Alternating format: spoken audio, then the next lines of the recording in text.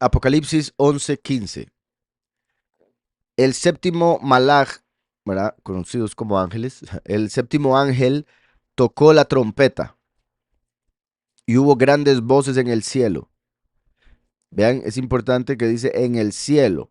Ahora, obviamente bueno, mucha gente cuando lee esto y lo interpreta literalmente como suele suceder, se imaginan escuchando voces en las nubes. Ah.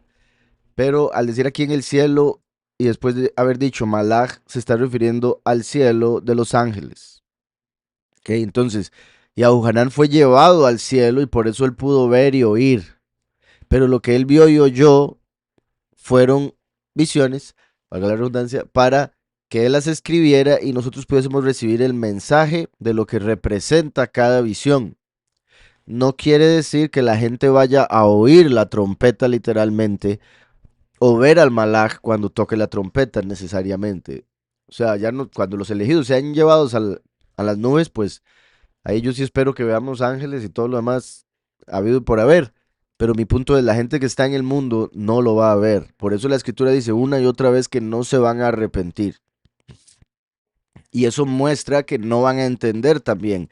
Porque como he dicho, ¿verdad? Han salido muchos videos en TikTok y en otras redes de sonidos en el cielo. Cosas que la gente piensa que son las trompetas. Entonces dicen, oh, ya están sonando las trompetas. Pero han venido sonando por varios años y en varios lugares. Ya han sonado más de 7, de fijo. Entonces, no son las trompetas y no va a ser así, pero mi punto es que eso muestra cómo la gente está esperando algo físico, algo que pueda percibir con los 5 sentidos para creer que es el fin. Y no va a ser así. Aunque se va a volver demasiado evidente para nosotros, creo, para ellos que no están en el Padre, que no tienen el Espíritu, va a ser la vida normal. Simplemente peor la economía y, como ellos dirán, ¿verdad? El calentamiento global y quejas y quejas y quejas y quejas, pero viéndolo como si fuera todo normal. Entonces, el séptimo malaj tocó la trompeta, obviamente, ¿verdad? Ya este viene siendo la última trompeta.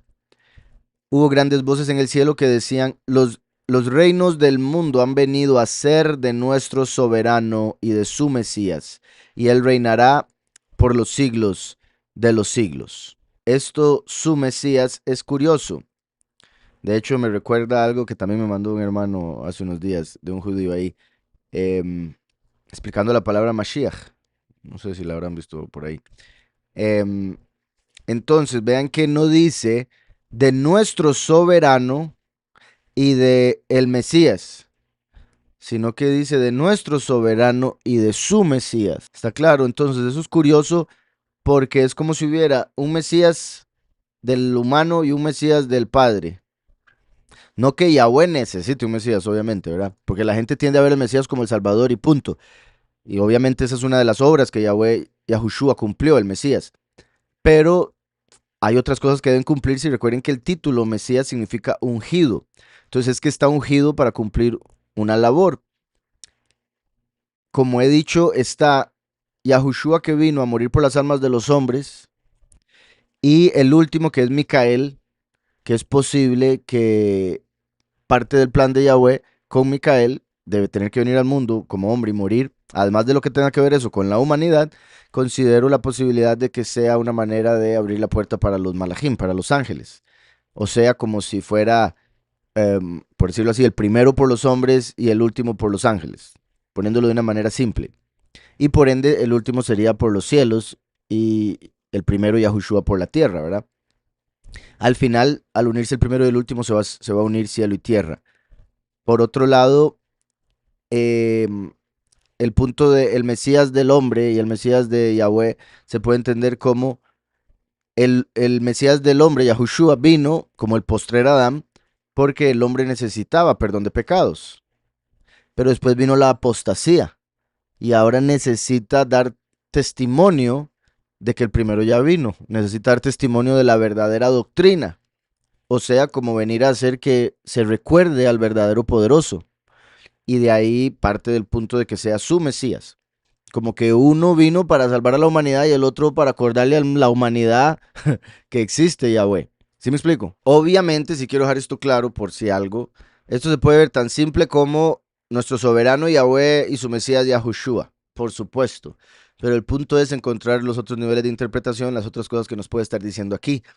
Recuerden que en Apocalipsis igualmente 11, no me voy a volver porque es bastante lo que hablo de eso, aparece que los dos testigos mueren donde fue muerto el soberano de ellos, que verá sería nuestro soberano Yahushua.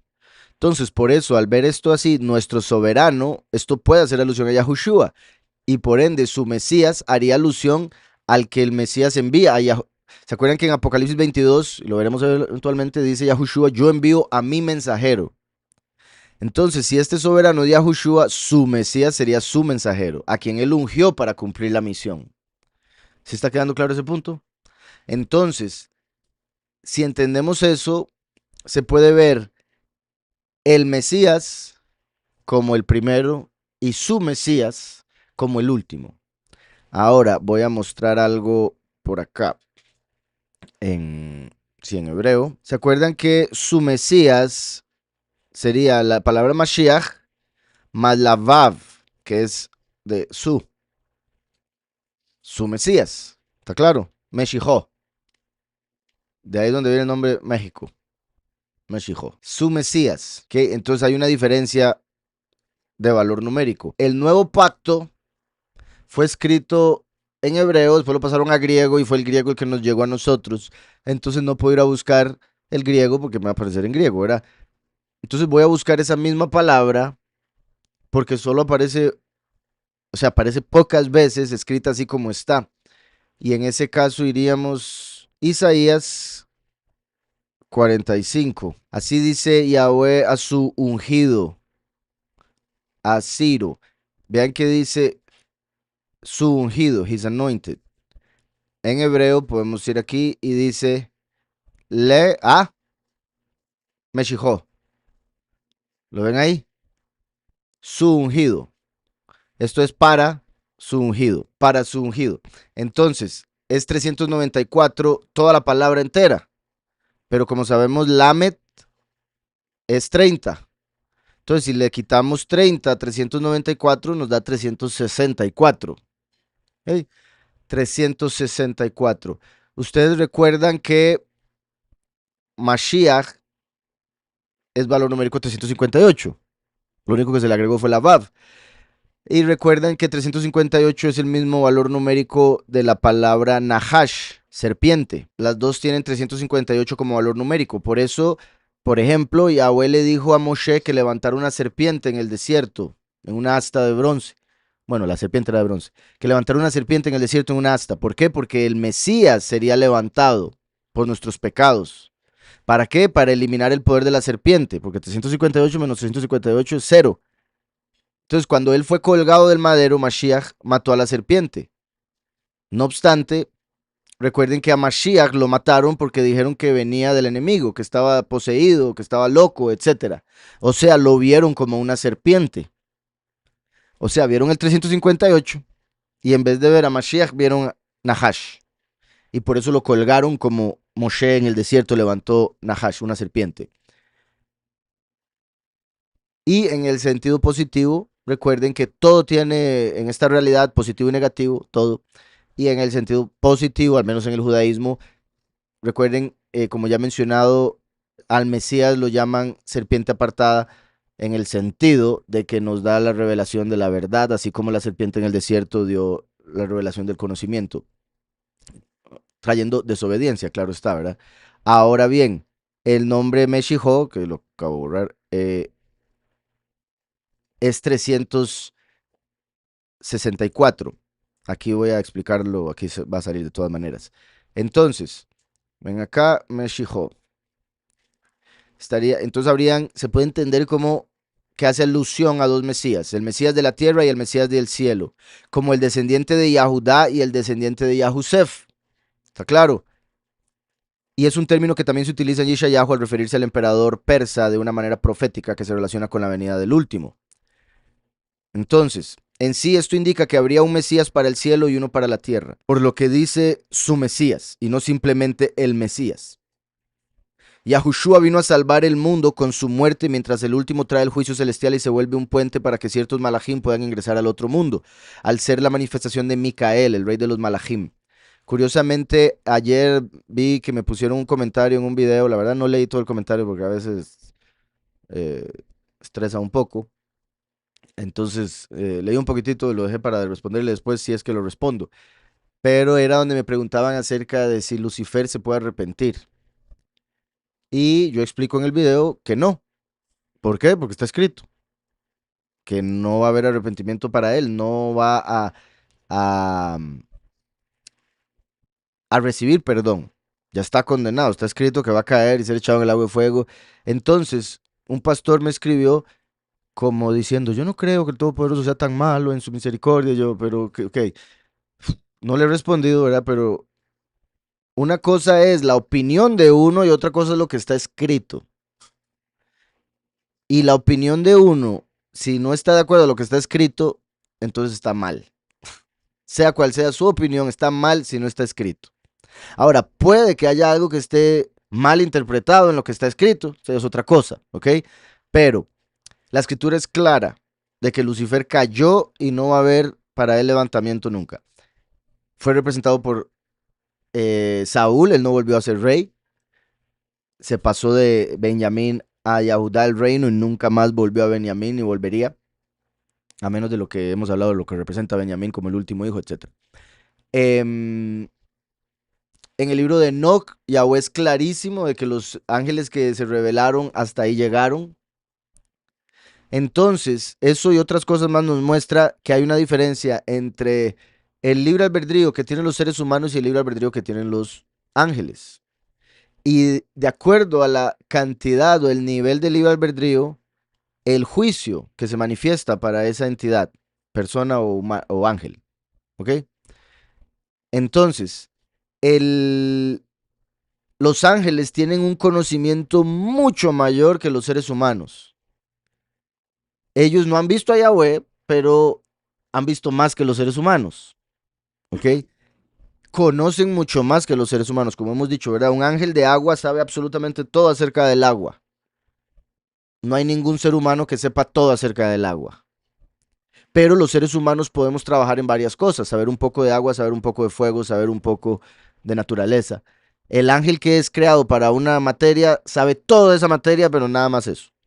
Ok. Por otro lado, tenemos en la humanidad el pecado imperdonable, la blasfemia en contra del espíritu. O sea, entre los seres humanos también hay gente que puede llegar a pecar de tal manera que nunca sea perdonada. Igual que como estamos hablando con Lucifer y ellos. ¿Sí me explico? Entonces se trata de un nivel de juicio de acuerdo al nivel de libre albedrío. Yo no puedo culpar a alguien por algo que hizo si yo lo programé para hacer eso. No le puedo decir, ¿por qué hizo eso? ¿Verdad? Sería completamente injusto. Yahweh no es así. Entonces él dio un poco de libre albedrío, pero él sabía las decisiones que iban a tomar. Y los tomó en cuenta en la creación porque eran necesarios para el plan, para el propósito que él tenía. Entonces hay una diferencia entre ángeles que digan yo me rebelo, no quiero servir ni a Yahweh ni al ser humano, voy a ir a la tierra y hacer desastres, que es lo que hicieron esos ángeles que no van a tener perdón. Y otra cosa son ángeles que esto es algo que también quiero que entiendan, espero no confundir a nadie, pero recuerdan como he dicho, en la tierra Saúl representa a Lucifer y David a Micael. Saúl fue el primer rey, después fue quitado y se puso Micael. ¿Okay? En el tiempo que estaba Saúl andaba persiguiendo a David para matarlo. Y no solo a David, a sus amigos. ¿Recuerdan? Por eso él tuvo que ir con su gente a conseguir pan, porque llevaban 3 días de no comer y con su gente, porque se estaban muriendo de hambre. Entonces, y estaban escondidos en la cueva de Abdulán y otras cosas más. Entonces, si en el cielo, todo lo que se dio en la tierra es un reflejo de lo que está en el cielo, de lo que sucedió en el cielo, Lucifer la agarra contra Micael, como Saúl contra David. No sería solo contra Micael, sino contra otro grupo de ángeles. Y si Lucifer era el que estaba a cargo del segundo cielo, como Saúl del reino de Israel, entonces tendría la autoridad para desterrar, o en este caso, descielar, ¿verdad? Y por ende, como he dicho, considero que esa es una de las formas al menos en el caso de Micael, de que él vendría a la tierra, como, y es que son cosillas que no quiero confundir a nadie, entonces no sé ni cómo decirlas, porque si las digo de una manera, de fijo, más de uno se confunde, pero Micael viniendo al mundo para abrir una puerta por medio de Yahushua, que es esa puerta, para que no solo los humanos, sino también los ángeles, como Micael, puedan entrar al otro mundo, porque recuerden que los ángeles no fueron sujetos al mundo por venir, que esa es otra de las razones por las que digo que no pueden arrepentirse. ¿Sí me explico? Em, entonces, sí considero que hay unos ángeles que van a poder entrar a la otra vida por medio de lo que Yahweh va a hacer en este tiempo final. Pero no serían ángeles que se rebelaron directamente y descaradamente contra Yahweh, porque esos serían como el faraón con el corazón endurecido o como aquellos que han blasfemado contra el Espíritu. Los que sí podrían pasar serían los que habrían estado con Micael en los cielos y que por no estar con Heilel habrían sido puestos de lado. ¿Sí se entiende? Ok, espero. Entonces dice, se vuelve un puente para que ciertos malajim puedan ingresar al otro mundo. Al ser la manifestación de Micael, el rey de los malajim, esto se debe a que en general los malajim no fueron creados para el mundo por venir, sino solo para funcionar como mensajeros de Yahweh para el servicio de los humanos mientras existía esta realidad. Eso está en Hebreos 2.5. Yahweh no sujetó a los ángeles al mundo venidero, acerca del cual estamos hablando. O sea, Yahweh no hizo a los ángeles para el otro mundo. Eso querría decir que no pasan al otro mundo. Punto. Pero como sabemos, Yahushua dijo que para entrar al otro mundo hay que nacer de agua y de espíritu. Entonces, si un ángel quisiese entrar al otro mundo, tendría que venir primero a esta tierra, como un ser humano, nacer de una mujer, agua, y aceptar a Yahushua, espíritu, y así poder entrar. ¿Está claro? Sí, no, por decisión propia. Bueno, solo, sí, rebelarse sería decisión propia. Ajá, sí, pero, digamos, Heilel podría acusar a algunos de rebelión y sacarlos. Ese es mi punto. Exacto, tiene autoridad sobre ellos. Yahweh lo dejó. Vean esto, primero y último, el término Mashiach o Meshijó, lo que representaría cada uno. La Vav, recuerden que de hecho representa al Hijo del Hombre. La venida del Hijo del Hombre sería como los días de Noé. ¿Y cuándo sucede? Al final del sexto milenio. La Vav tiene el valor numérico 6. Entonces sería como decir Mashiach cuando viene como Hijo de Hombre al final del sexto milenio. Mashiach, que significa ungido, y Meshijó, que significa su ungido. 358, 364. Qué curioso que sea 364, porque recuerden que 364 es el número de días en el calendario, como se le dijo a Enoch. Enoch es una representación del último, y Enoch fue llevado al cielo cuando tenía 365, porque representa el sol de justicia. ¿Sí? Pero ahora vemos aquí una conexión de su ungido con el calendario, la cuenta de los días, la cuenta del tiempo, apenas para venir al final del ciclo, al final de los días, como el día 364 es el último día del año. ¿Sí me explico? Ok. Curiosamente, 358 es el valor numérico de serpiente, Nahash. Y curiosamente, Meshijo es el mismo valor numérico de Hasatán. Se va a guardar. Ahora, entonces, cuando dice su ungido, mismo valor numérico de Hasatán. Eso quiere decir, recuerden que el último, así como Yahushua vino como el cordero, ¿verdad? Los judíos esperaban un león, pero llegó el cordero, entonces lo sacrificaron en Pesaj. Ahora los cristianos esperan al cordero, pero viene un león. Entonces lo van a ver como Satanás. ¿Por qué? Porque Satanás anda como león rugiente, viendo a ver a quién devorar. ¿Sí me explico? Entonces, como el último viene como león, lo van a confundir con Satán. ¿Por qué? Porque viene como ladrón en la noche. Lo van a ver como un malhechor. Y recuerden que así como Yitzhak representa a Yahushua, Jacob representa al último. ¿Cómo hizo Jacob para tomar la bendición? Se vistió de Esaú, se disfrazó y le dijo a su papá, soy otro. ¿Sí me explico? Malhechor, ladrón, se robó la bendición, la primogenitura, la compró, pero lo acusaron de ladrón. ¿Está claro? Entonces lo van a ver como un adversario, Hasatán. Recuerden que Satán significa adversario, la Hei es el él. Entonces, se puede decir que también le aplica. ¿Por qué? Porque si uno está en contra del enemigo, para el enemigo uno es un adversario. Para la religión falsa, para los espíritus malignos, uno va a ser un adversario. Espero eso esté claro. Entonces, como decía, recuerden a Yahushua lo acusaron de venir de parte de Baal-Zebub, conocido como Belzebú en el bajo mundo, que obviamente es representado en la escritura por una serpiente. Voy a leer esto aquí. Está escrito que Mashiach nos mandó a ser astutos como la serpiente, ¿verdad? Entonces, si serpiente significara 100% algo malo, Yahushua no nos hubiera dicho, sean como la serpiente. Nos hubiera dicho, sean un poquitico malos. Y no fue eso lo que nos está diciendo, porque la escritura dice que debemos sacar de nosotros toda malicia. Ser como la serpiente se refiere a su astucia, sabiduría, o sea, tiene cosas positivas. Sean astutos como la serpiente e inocentes como la paloma. Inocencia es lo que la serpiente no tiene, que la vuelve mala. ¿Está claro? Sí debemos tener la inocencia. Como la paloma, la Ruach HaKodesh. Qué curioso, la paloma vuela, la serpiente se arrastra. Y con la relación que acabamos de hacer, que quede claro, en el aspecto positivo de Mashiach y Meshijó, uno del cielo, uno de la tierra. ¿Qué es lo particular de la serpiente con respecto a su piel? La serpiente es vista como que uno de los castigos que se le dio,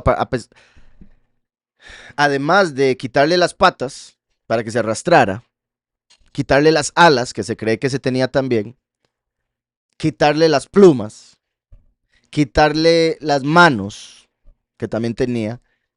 Era el animal, era muy parecido al ser humano en varias cosas. Erguida, se le quitó eso también. Se le puso a comer polvo, el hecho de que todo lo que come le sabe a polvo, porque se alimentaría de la muerte y el hombre vuelve al polvo. La lengua partida, porque dijo una cosa pero quiso decir otra, estaba engañando. Entre otro tiempo. Eso significa que tiene lepra. Entonces la serpiente representa que es leprosa. Y eso es curioso porque recuerden cuáles fueron las dos señales que se le dio a Moshe para darle al pueblo. Serpiente, convertirla, bueno, vara, convertirla en serpiente.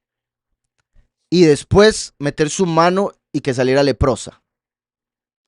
La vara en serpiente representa que Yahushua, la autoridad celestial, vendría a la tierra y lo llamarían una serpiente. Pero vencería a todos los demás, igual que la serpiente o la vara de Moshe. Y la otra de la mano leprosa, que no la tuvo que usar, o al menos no aparece, es porque representa la segunda manifestación de Yahweh en la tierra como hijo pródigo. Y el tener pecado es lo que representa la lepra. Por eso la lepra, ¿verdad? Es la piel, bueno, sí, los problemas en la piel, porque son varios problemas de piel que se toman como lepra en la escritura. Y la piel viene siendo la cobertura del cuerpo, así como la ropa para el cuerpo para el alma. Por eso es que nosotros nos debemos vestir de Yahushua. Y por eso Yahushua sanó 10 leprosos. Solo uno le dio toda. Ese representa al que viene como hijo pródigo y por medio de Yahushua recibe purificación de su carne, como cuando Moshe volvió a meter la mano y salió como de bebé. ¿Sí me explico? Entonces, qué curioso que la serpiente sea vista como leprosa y en la tierra, y la paloma viniendo de los cielos. Que también dicen que es una rata voladora, pero esas son las palomas de ahí del Parque Guadalupe, yo creo. Entonces, en el judaísmo, algunos se refieren al Mesías como la serpiente apartada, que sería Nahash HaKodesh. Ya que así como la serpiente indujo a Javá a comer el fruto del conocimiento, Yahushua nos da el fruto de la vida. De hecho, recuerden que cuando Miriam de Magdala va a buscar a Yahushua al jardín donde estaba enterrado, estaba en un jardín como el jardín del Edén. Miriam buscándolo como Javá. Cuando lo ve, piensa que es el jardinero, como Javá cuando vio a la serpiente. Y ahí le creyó y por ende comió el fruto de la vida. Mientras que Javá le creyó a la serpiente y comió el fruto del conocimiento. Entonces Yahushua vino a restaurar lo que sucedió en el jardín. En el hebreo original, Yahweh le dice a Moshe que ponga la serpiente sobre una asta. O sobre un asta. Eso es mira qué problema, porque antes era una asta. Hoy en día es un asta. Cambió de sexo, al parecer, es transgénero, es la asta. Hasta eso. Ok, entonces, yo creo que es por lo raro que suena, porque lo tuvieron que cambiar de género, pero bueno. En hebreo es Nes. Entonces, Nes, que también significa estandarte y señal. Y exactamente la misma palabra que Yahweh utilizó al profetizar que Yahushua, que es la raíz, sería puesto por estandarte en Isaías 11. Nes, a los pueblos, confirmando que Yahushua es representado por esa serpiente que fue puesta en el asta. Entonces, después de su resurrección, lo cual revela una clara conexión entre ambos eventos. Verá, el hecho de que al Yahushua resucitar fue llevado a la derecha del Padre. Por eso la bandera, el estandarte, se sube al cielo y el viento la hace ponerse de un lado. ¿Verdad? La Ruach puso a Yahushua a la derecha de Yahweh en los cielos como estandarte. Por otro lado, el último es el enviado de Yahushua, es decir, su Mesías, quien viene a poner a sus adversarios por estrado de sus pies tras sacar al acusador del cielo. ¿Verdad? Como lo profetiza Salmo 110 y Apocalipsis 12. Por esta razón, la palabra hebrea que se traduce como su Mesías tiene el mismo valor numérico que Hasatán, como es llamado en Zacarías 3.1, cuando acusa al sacerdote Yahushua de pecado, de la misma forma que cuando se apareció para intentar llevarse el cuerpo de Moshe en su muerte, como aparece en Judas 1.9, o cada vez que se presentó en el libro de Job para acusarlo e intentar destruir su fe en el Todopoderoso. Job siendo también un reflejo del último, viniendo como un gentil en apariencia, claro está, al ser Job el rey de Bosra o Batsra, como sería en hebreo. Entonces, así es como aparece muchas veces en la escritura Hasatán, porque no es Satán un adversario cualquiera, es el adversario principal del momento, que han habido tres diferentes a través de la historia humana. Aquí expliqué lo de los días, ¿verdad? El sol tiene 365, pero el calendario es de 364, y eso se da, tiene relación con Metatron, que sería Micael, eso ya lo expliqué, por eso estoy yendo por encimita, que como saben tiene relación con Hanog, el que escribió ese libro del calendario tan importante. Ahora vamos a ver otros puntos que todavía tienen que ver con el verso que ya leímos del 11, pero continúo. 11, 16 al 18. Bueno, sí, ya me acordé. Es que como este es el libro, ¿verdad? De Declarando el fin desde el principio, y es de todo el Apocalipsis, entonces hay algunos versos que, como les he dicho, yo traté de no repetir versos en el libro. Entonces, hay algunos versos que era necesario verlos en otro capítulo y por eso no los incluí en este capítulo. Pero, por ejemplo, Corintios 15 y Tesalonicenses. Dice, os digo un misterio, esto es importante. Cuando Pablo dice, os digo un misterio, él está diciendo, aquí les voy a revelar algo que antes no había sido revelado. Yo creo que es muy lógico, pero se los digo porque he visto gente que interpreta eso como si Pablo se estuviera diciendo, les voy a decir algo que no van a poder entender. Entonces, ¿para qué nos lo va a decir? Empezando por ahí, ¿verdad? Al decir, os digo un misterio, hay gente que piensa que ya, Pablo está diciendo, les digo un acertijo. No, Pablo se está diciendo, les revelo un misterio, que antes era un acertijo, les revelo la respuesta. Ese es el punto de decir, les revelo un misterio. En hebreo es sod, que es un nivel de interpretación, el cuarto nivel de interpretación. Entonces eso indica también que Paulus sabía, claramente, no lo dudo, pero se los digo por si no lo sabían, que él usaba los diferentes niveles de interpretación, principalmente los cuatro niveles de interpretación. El cuarto, el más elevado, es Sod, que es misterio. Aquí él estaría diciendo, les revelo un misterio que no a todos se les ha revelado, porque es del cuarto nivel de interpretación. No todos moriremos. Esto es importante porque en Hebreos 9, ve aquí ya se armaría toda la contradicción y el despelote. Ustedes han visto cuando yo menciono la reencarnación, siempre sale alguien que dice, pero Hebreos 9:27 dice que de la manera que está establecido para los hombres que mueran una sola vez. Entonces, ¿por qué nos dice aquí que no moriremos todos? No era que está establecido para los hombres que mueran. ¿Sí me explico? Esto quiere decir que este verso es una regla general.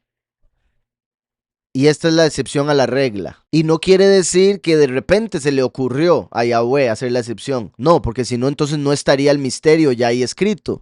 Eso quiere decir que Yahweh ya lo había establecido, pero nadie lo había entendido hasta que Pablo lo explicó. ¿Está claro? Ok. Recuerden que para toda verdad se deben dar 2 o 3 testigos. Yahushua vino murió y resucitó, pero estando vivo, Yahweh se lo llevó al cielo vivo. Enoc, después de 365 años de caminar con Elohim, Elohim se lo llevó vivo y no lo volvieron a encontrar. Eliyahu, después de 40 días de ayuno, se lo llevó vivo. Casi muerto, pero vivo. 40 días de ayuno, hombre, maná por lo menos. Entonces, si ya Yahweh nos reveló que Enoc y Eliyahu, antes de Yahushua, fueron llevados a los cielos, quiere decir que esa posibilidad existe. Y Yahweh lo hizo para entender este misterio que Pablo nos explica. Entonces, si esto es verdadero, tenemos que entender este verso correctamente. Porque si no todos moriremos, quiere decir que este verso no se debe interpretar como la mayoría de la gente lo está interpretando. Porque hay unos que no morirán. Y así como hay unos que no morirán, hay otros que murieron más de una vez. Lázaro murió más de una vez. El que resucitó Elishua murió más de una vez. El que resucitó Eliyahu murió 3 veces. Hay varios. Pero aquí dice, está establecido que muera una sola vez. Ya hay otra contradicción. Un solo verso, 2 contradicciones. Según la mente carnal. ¿Sí me explico? En un solo verso, 2 contradicciones. ¿Por qué? Porque la gente se deja llevar por la letra y sacan de contexto este verso, cuando es todo un capítulo, es todo un libro que hay que leer para entender este verso. Se puede decir que toda la Biblia, pero me refiero al libro de Hebreos, porque así tenemos el contexto de a qué se estaba refiriendo el escritor. Y por ende podemos decir, ok, aquí está diciendo que no se van a que Yahushua vino a morir una vez para pagar por todos los pecados, porque fue establecido que el hombre se muera una vez. Pero hay unos que han muerto varias veces y Yahweh estableció que también pueden volver a venir. Entonces, usé este ejemplo porque, repito, siempre me salen con este verso cuando me refiero a reencarnación. Y también se puede sacar ese verso cuando se refiere al arrebatamiento. Pero los cristianos, cuando hablan de rapto, hay cero Hebreos 9:27. ¿Verdad? ¿Cuál Hebreos 9:27? ¿Qué me está hablando usted? Todos van a ser raptados, ¿verdad? Entonces, no todos moriremos, pero todos seremos transformados. Eso quiere decir que incluso los que están muertos van a ser transformados en la resurrección. ¿Ok? En un momento, en un abrir y cerrar de ojos, a la final trompeta. La final trompeta, como les he dicho, yo he hablado con cristianos y es una muestra de que es un misterio esta cuestión.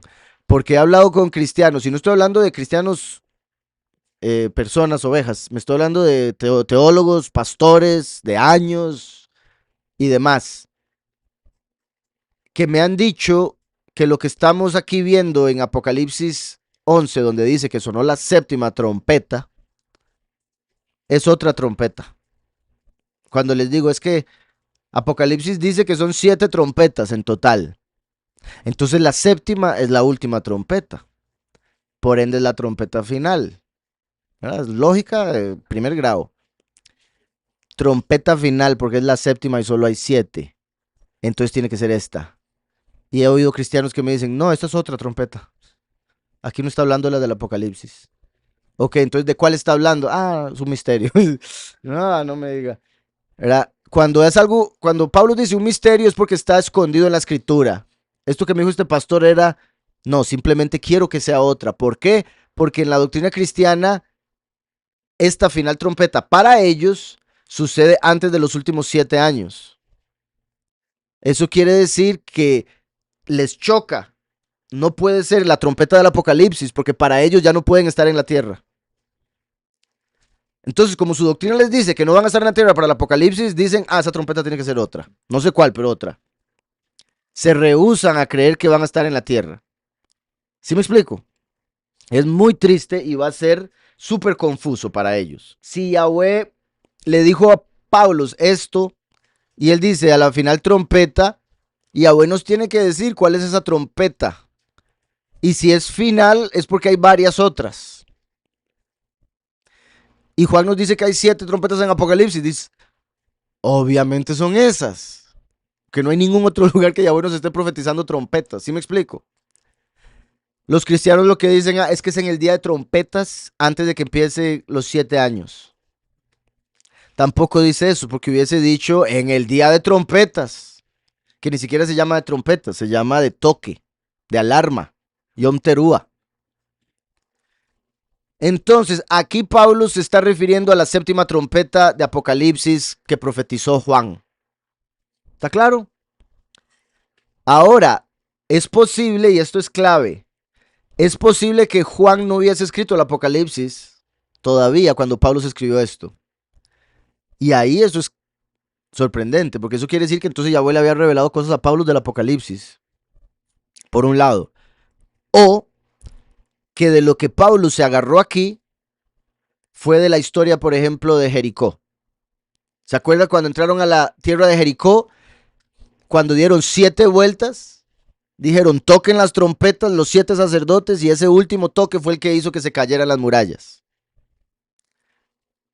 Pudo haberlo encontrado ahí él. Y por eso que haya dicho la trompeta final.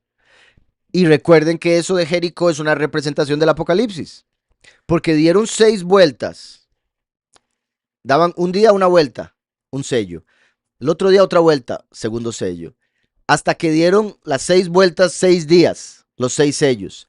El séptimo día, que sería el séptimo sello, dieron 7 vueltas y tocaron las 7 trompetas. Porque el último sello son las 7 trompetas de Apocalipsis. ¿Está claro? Y hasta que tocaron la séptima se cayeron los muros. Entonces entendemos que hasta que suena la séptima trompeta se da la transformación, se caen los muros físicos. Bueno, espirituales me refiero para lo que es la carne y demás. Porque se tocará la trompeta y los muertos serán resucitados incorruptibles. ¿Verdad? Serán resucitados, pero murieron corruptibles. Al ser resucitados incorruptibles es porque esa fue la parte de la transformación. Y nosotros, pobre Pablo, vean si se le reveló un montón, pero no se le reveló que él no. A menos de que tuviera que venir en el mundo, reencarnar y ser, pero bueno. Y nosotros seremos transformados. Ahora, repito, ¿por qué lo escribió así? Porque era necesario que estuviera escrito para nosotros en nuestro tiempo. Por eso a él no se le pudo revelar que el arrebatamiento no iba a suceder en su tiempo. Porque si se le revela eso, no lo escribe. Y si no lo escribe, nosotros no lo leemos. Y si no lo leemos, estaríamos quién sabe haciendo qué. Entonces era necesario que no supieran los tiempos para que escribieran todo acerca del fin de los tiempos. Y como dije, pues cabe la posibilidad también para que esto se cumpla, que Yahweh haga que Paulus vuelva en el fin y sea uno de los elegidos. Pues es necesario que esto corruptible se vista de incorrupción y que esto mortal se vista de inmortalidad. Primera Tesalonicenses 4. El soberano mismo, o sea, Yahweh mismo, porque él dijo, yo soy el primero y yo mismo seré con los últimos. Con voz de mando, Yahushua es la palabra, el último es la voz. Con voz de arcángel, Micael. Y con trompeta, la séptima. De Yahweh descenderá del cielo. Entonces los muertos en Mashiach resucitarán primero. Los muertos en Mashiach resucitarán primero. Recuerden que en la quinta trompeta, perdón, en el quinto sello, antes de las trompetas, a los mártires que están en el paraíso se les da cuerpo. Y se les dice que esperen hasta que sean reunidos con el resto, que van a ser cosechados. Por eso dice resucitarán primero. Reciben cuerpo primero. Luego nosotros, los que vivimos, los que hayamos quedado, seremos arrebatados juntamente con ellos en las nubes para recibir al soberano en el aire y ahí estaremos siempre con el soberano. Entonces, estas dos partes que vi tienen que ver con la séptima trompeta que sonó en este capítulo. ¿Por qué sonó en este capítulo? Porque suena días después de la resurrección de los 2 testigos. Resucitan los 2 testigos y posiblemente como en día y medio suena la séptima trompeta. Entonces, por eso en Apocalipsis 11, resucitan los 2 testigos e inmediatamente se nos dice y sonó la séptima trompeta. Pero después viene Apocalipsis 12, que es como un paréntesis donde se cuenta bastante tiempo hasta llegar a la trompeta. Después viene Apocalipsis 13, los primeros 3 años y medio, incluso más, de la primera y la segunda bestia. Y después viene Apocalipsis 14, donde ya se cierra con el mensaje o la enseñanza de la séptima trompeta. Entonces, a pesar de que ahorita estamos empezando con la séptima trompeta, el resto de información más detallada la veremos cuando lleguemos al capítulo 14. Y para eso todavía falta, porque el 12 es similar al 11. Entonces vamos a durar ahí unas semanas. Apocalipsis 11, 16 al 18. Los 24 ancianos que estaban sentados en sus tronos delante de Yahweh se postraron sobre sus rostros y adoraron a Yahweh, diciendo: te damos toda, lo que normalmente llaman gracias. Te damos toda, Yahweh el Shaddai. Yahweh el Shaddai. Recuerdan que Moshe le preguntó al Todopoderoso: ¿cómo te llamas? Tú me dices que vayas acá al pueblo, pero si voy y me preguntan, ¿cómo te llamas? ¿Qué les digo? Y él le dijo: ante Abraham, Isaac y Jacob me aparecí como el Shaddai, pero mi nombre es Yahweh, que lo reveló en el Éxodo.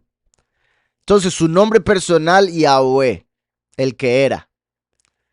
Él es poderoso, raíz de Elohim, poderoso. Esto no es él de artículo, por si algo. Es el hebreo, poderoso, que normalmente y erróneamente lo traducen como Dios. Entonces, poderoso hace alusión a Yahushua, el que es. ¿Por qué? Porque Yahushua, su nombre sería llamado Imanu, el poderoso con nosotros. Y después viene el último, que es el Shaddai. Lo traducen como omnipotente, pero se conecta con poner un límite, con cerrar, con terminar, con otro montón de cosas, pero por ende con el último, que curiosamente es el fuego consumidor, que muestra quién es la puerta y la abre con su mano. Shaddai. Entonces, Yahweh el Shaddai, el que era, el que es y el que ha de venir. ¿Está claro? Bueno, aquí viene. El que eres, aquí pone el que eres de primero, entonces por eso puse él. El que eres, que eras y que has de venir. Vean qué curioso que dice Yahweh el Shaddai, pero después lo dice el que eras, el que eras, el que eres, el que eras. O sea, pone el presente de primero y después el pasado. Al hacerlo así, está dejando a Yahweh en el centro. Y recuerden que el primero y el último están a la derecha y a la izquierda, como aquí. El que eres, el que era y el que ha de venir. Porque has tomado tu gran poder y has reinado. Vean que en el verso que vimos anteriormente decía, esto es, de hecho sí se me olvidó decir este punto, los reinos del mundo han venido a ser de nuestro soberano y de su Mesías, pero desde que Yahushua vino, murió y resucitó, obtuvo toda la autoridad. Se le dieron las llaves de David, ¿verdad? Del Seol y de la muerte. Pero él en Apocalipsis dice, al vencedor yo le daré las llaves, al vencedor yo le daré la vara de hierro para que rija las naciones. Por eso es que hasta que muere y resucita el último, entonces los reinos del mundo han venido a ser de nuestro soberano y de su Mesías. Se podría decir que con la venida del primero los reinos del mundo han venido a ser de nuestro soberano, pero con la venida del último también de su Mesías. Las dos partes que tienen que cumplirse, primero y último. Por eso todavía no se ha establecido el reino en el aspecto físico, sino solo el espiritual. Yahushua dijo, el reino ya está aquí, pero sigue habiendo pecado, sigue habiendo muerte, sigue habiendo injusticia. ¿Por qué? Porque falta esta segunda parte. Por eso hasta que muere, entonces los reinos del mundo han venido a ser de nuestro soberano. Porque también recuerden que el primero vino como sacerdote, el último viene como rey. Por eso es hasta que cumple su misión que los reinos del mundo llegan a ser de él. ¿Sí está claro eso? Y él reinará por los siglos de los siglos. A partir de ahí, como también lo profetiza Daniel 2, cuando la piedra cae y le pega a la estatua que vio Nabucodonosor en los pies, que representa el fin de los tiempos. Y esa piedra se convierte en una montaña que llena toda la tierra y que nunca más va a ser removido ese reino. Entonces, volviendo a estos versos, te damos toda, Yahweh el Shaddai, el que eres, que eras y que has de venir, porque has tomado tu gran poder con el primero y has reinado con el último. Ven ahí 1 y 2. Por eso todo lo podemos en el Mesías que nos fortalece. ¿Para qué? Para poder reinar, porque Yahushua nos hizo reyes y sacerdotes, dice Apocalipsis 1:6. Las naciones se airaron y tu ira ha venido.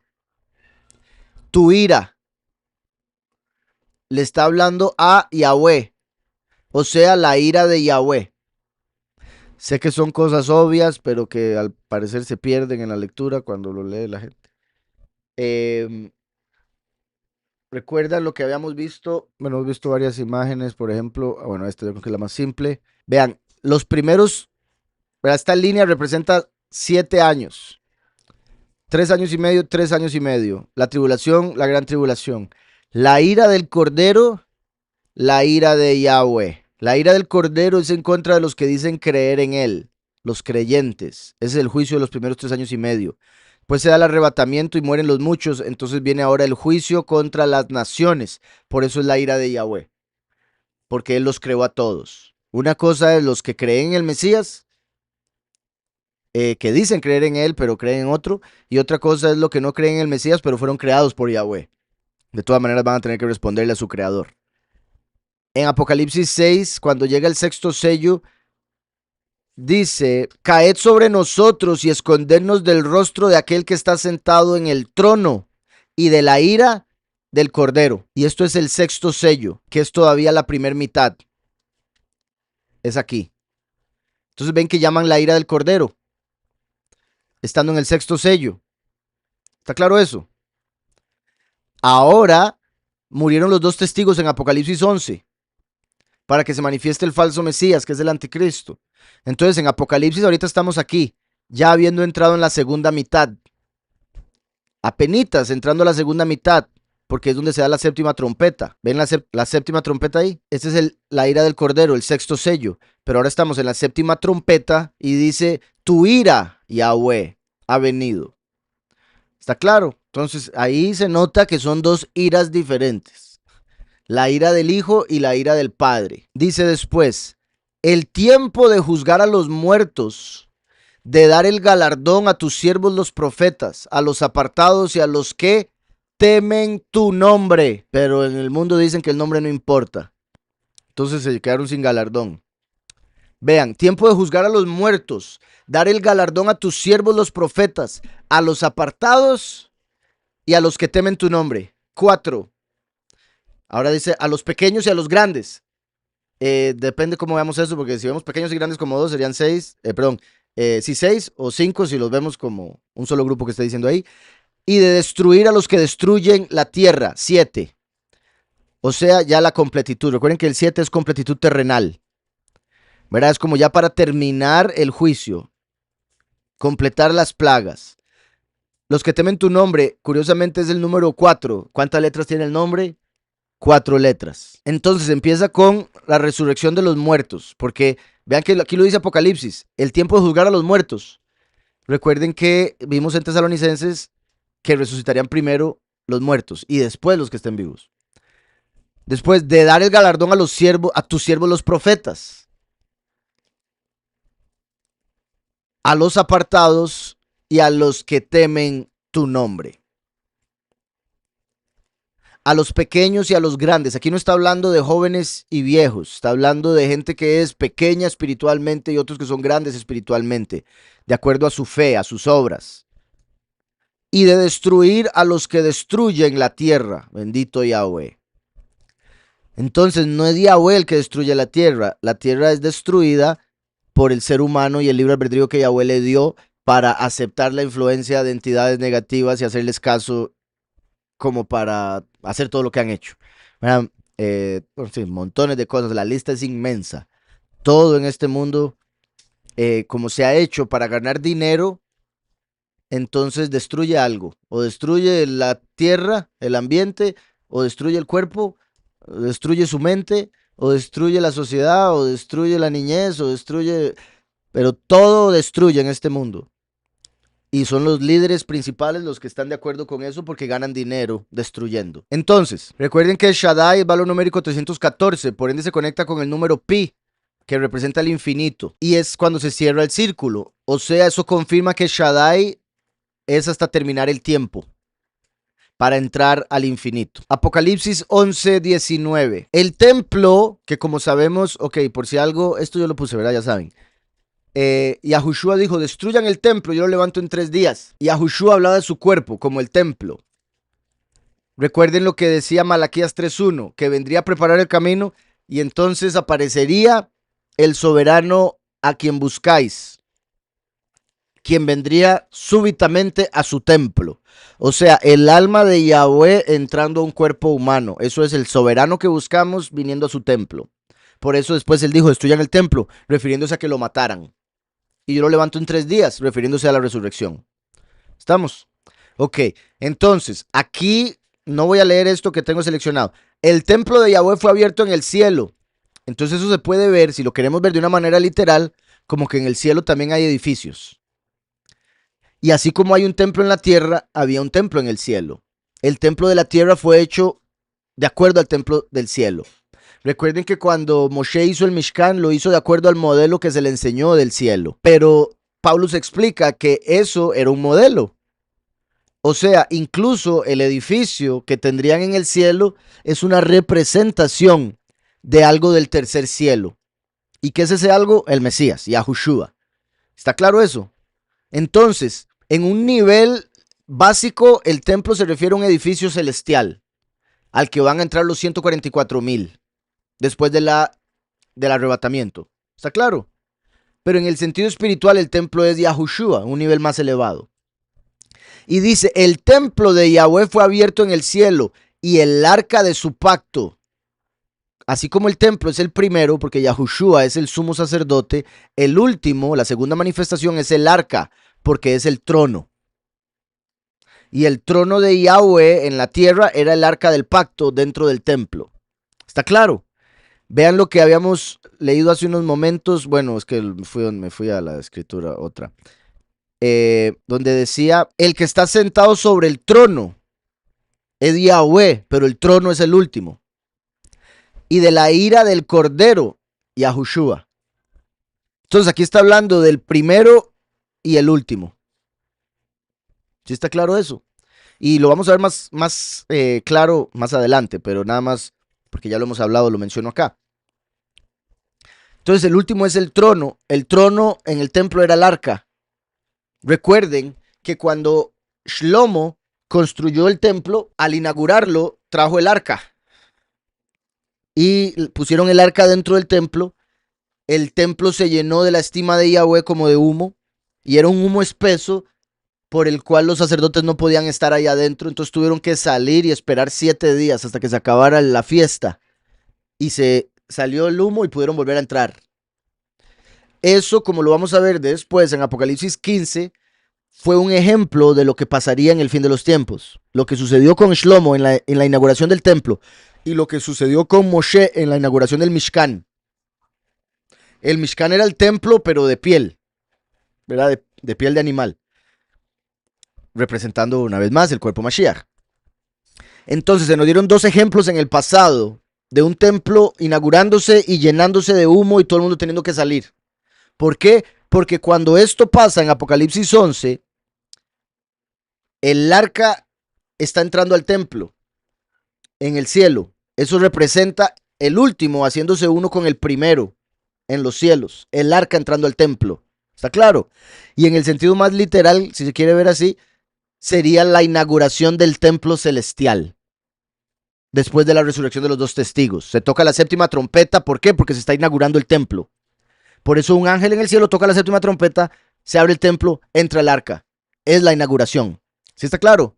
Y en el capítulo 15, yo sé que lo vamos a leer después, pero yo creo que mejor lo leemos aquí. Recuerdan que mencioné que el capítulo 12, 13 son paréntesis y el 14 termina de cerrar con la 7ª trompeta. Entonces vean cómo empieza el capítulo 15. Vi en el cielo otra gran señal y admirable, 7 ángeles con las 7 plagas postreras. Ok, entonces el capítulo 15 va a empezar con las plagas postreras. ¿Por qué? Porque el capítulo 14 terminó con la 7ª trompeta. Recuerden que son 7 sellos, 7 trompetas, 7 plagas postreras. Entonces después de la 7ª trompeta viene la primer plaga. Son así. Por eso en el 14 se habló de la 7ª trompeta y ahora en el 15 se le están dando las 7 plagas a 7 ángeles. Esos 7 ángeles con las 7 plagas fueron representados por 7 sacerdotes en el templo durante la inauguración. ¿Estamos? Ok.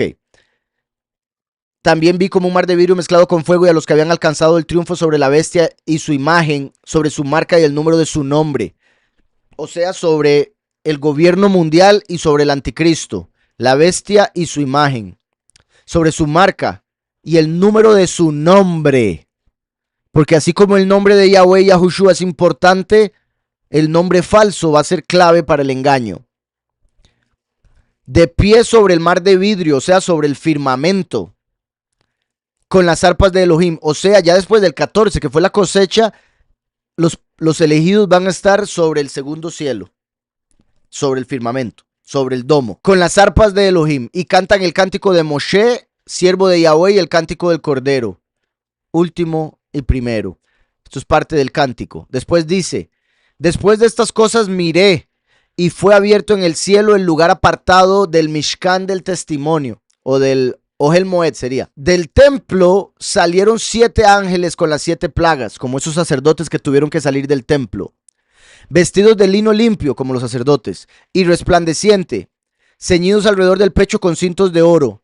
Uno de los 4 seres vivientes dio a los 7 ángeles 7 copas de oro llenas de la ira de Yahweh, porque ya vienen las 7 plagas postreras, que es la ira de Yahweh, quien vive por los siglos de los siglos. Y el templo se llenó de humo por causa de la estima de Yahweh y por causa de su poder. Nadie podía entrar al templo hasta que se cumplieran las 7 plagas de los 7 ángeles. O sea, los últimos 3 años y medio, nadie va a poder entrar. Y repito, representa esos últimos 7 días de la inauguración del templo, cuando se llenó de humo y tuvieron que salir todos. Recuerden que Yahushua trajo el favor y la verdad. El último trae la estima de Yahweh, normalmente llamado gloria. Erróneamente llamado gloria. ¿Está claro? La estima. Por eso hasta que viene el último, se llena de su estima. Ahora, volviendo acá. El templo, que sería Yahushua, el templo de Yahweh fue abierto en el cielo y el arca de su pacto, que sería el último, se dejó ver en el templo. Otra forma de entender, bueno, antes de explicar ese otro punto. Curiosamente, cuando Yahushua vino, ¿cuál era el templo que estaba en Jerusalén? El segundo, al cual Herodes le hizo una añadidura. Por eso fue llamado el templo de Herodes. Parece blasfemia eso, pero bueno. Lo llaman el templo de Herodes. Segundo templo. Cuando destruyeron el primer templo, el imperio Babel, cuando Babel destruyó el primer templo, Jeremías, que Yahweh le dijo que eso pasaría, se llevó el arca y la escondió. Cuando construyeron el segundo templo no la encontraron. Jeremías la escondió y se le olvidó decirle a alguien. Entonces, cuando llega el segundo templo, construyen todo y no tienen arca. Entonces lo dejaron sin arca. Cuando llega Yahushua, el templo no tiene arca. Solo la piedra sobre la cual iba el arca. ¿Por qué? Porque representa que solo había venido el primero. El primero es el templo, por eso el templo no tenía arca. Ahora que el último viene, ya puede entrar el arca al templo. Y por eso el ejemplo de Apocalipsis es el de la inauguración del templo de Shlomo, no el de Herodes. ¿Sí me explico?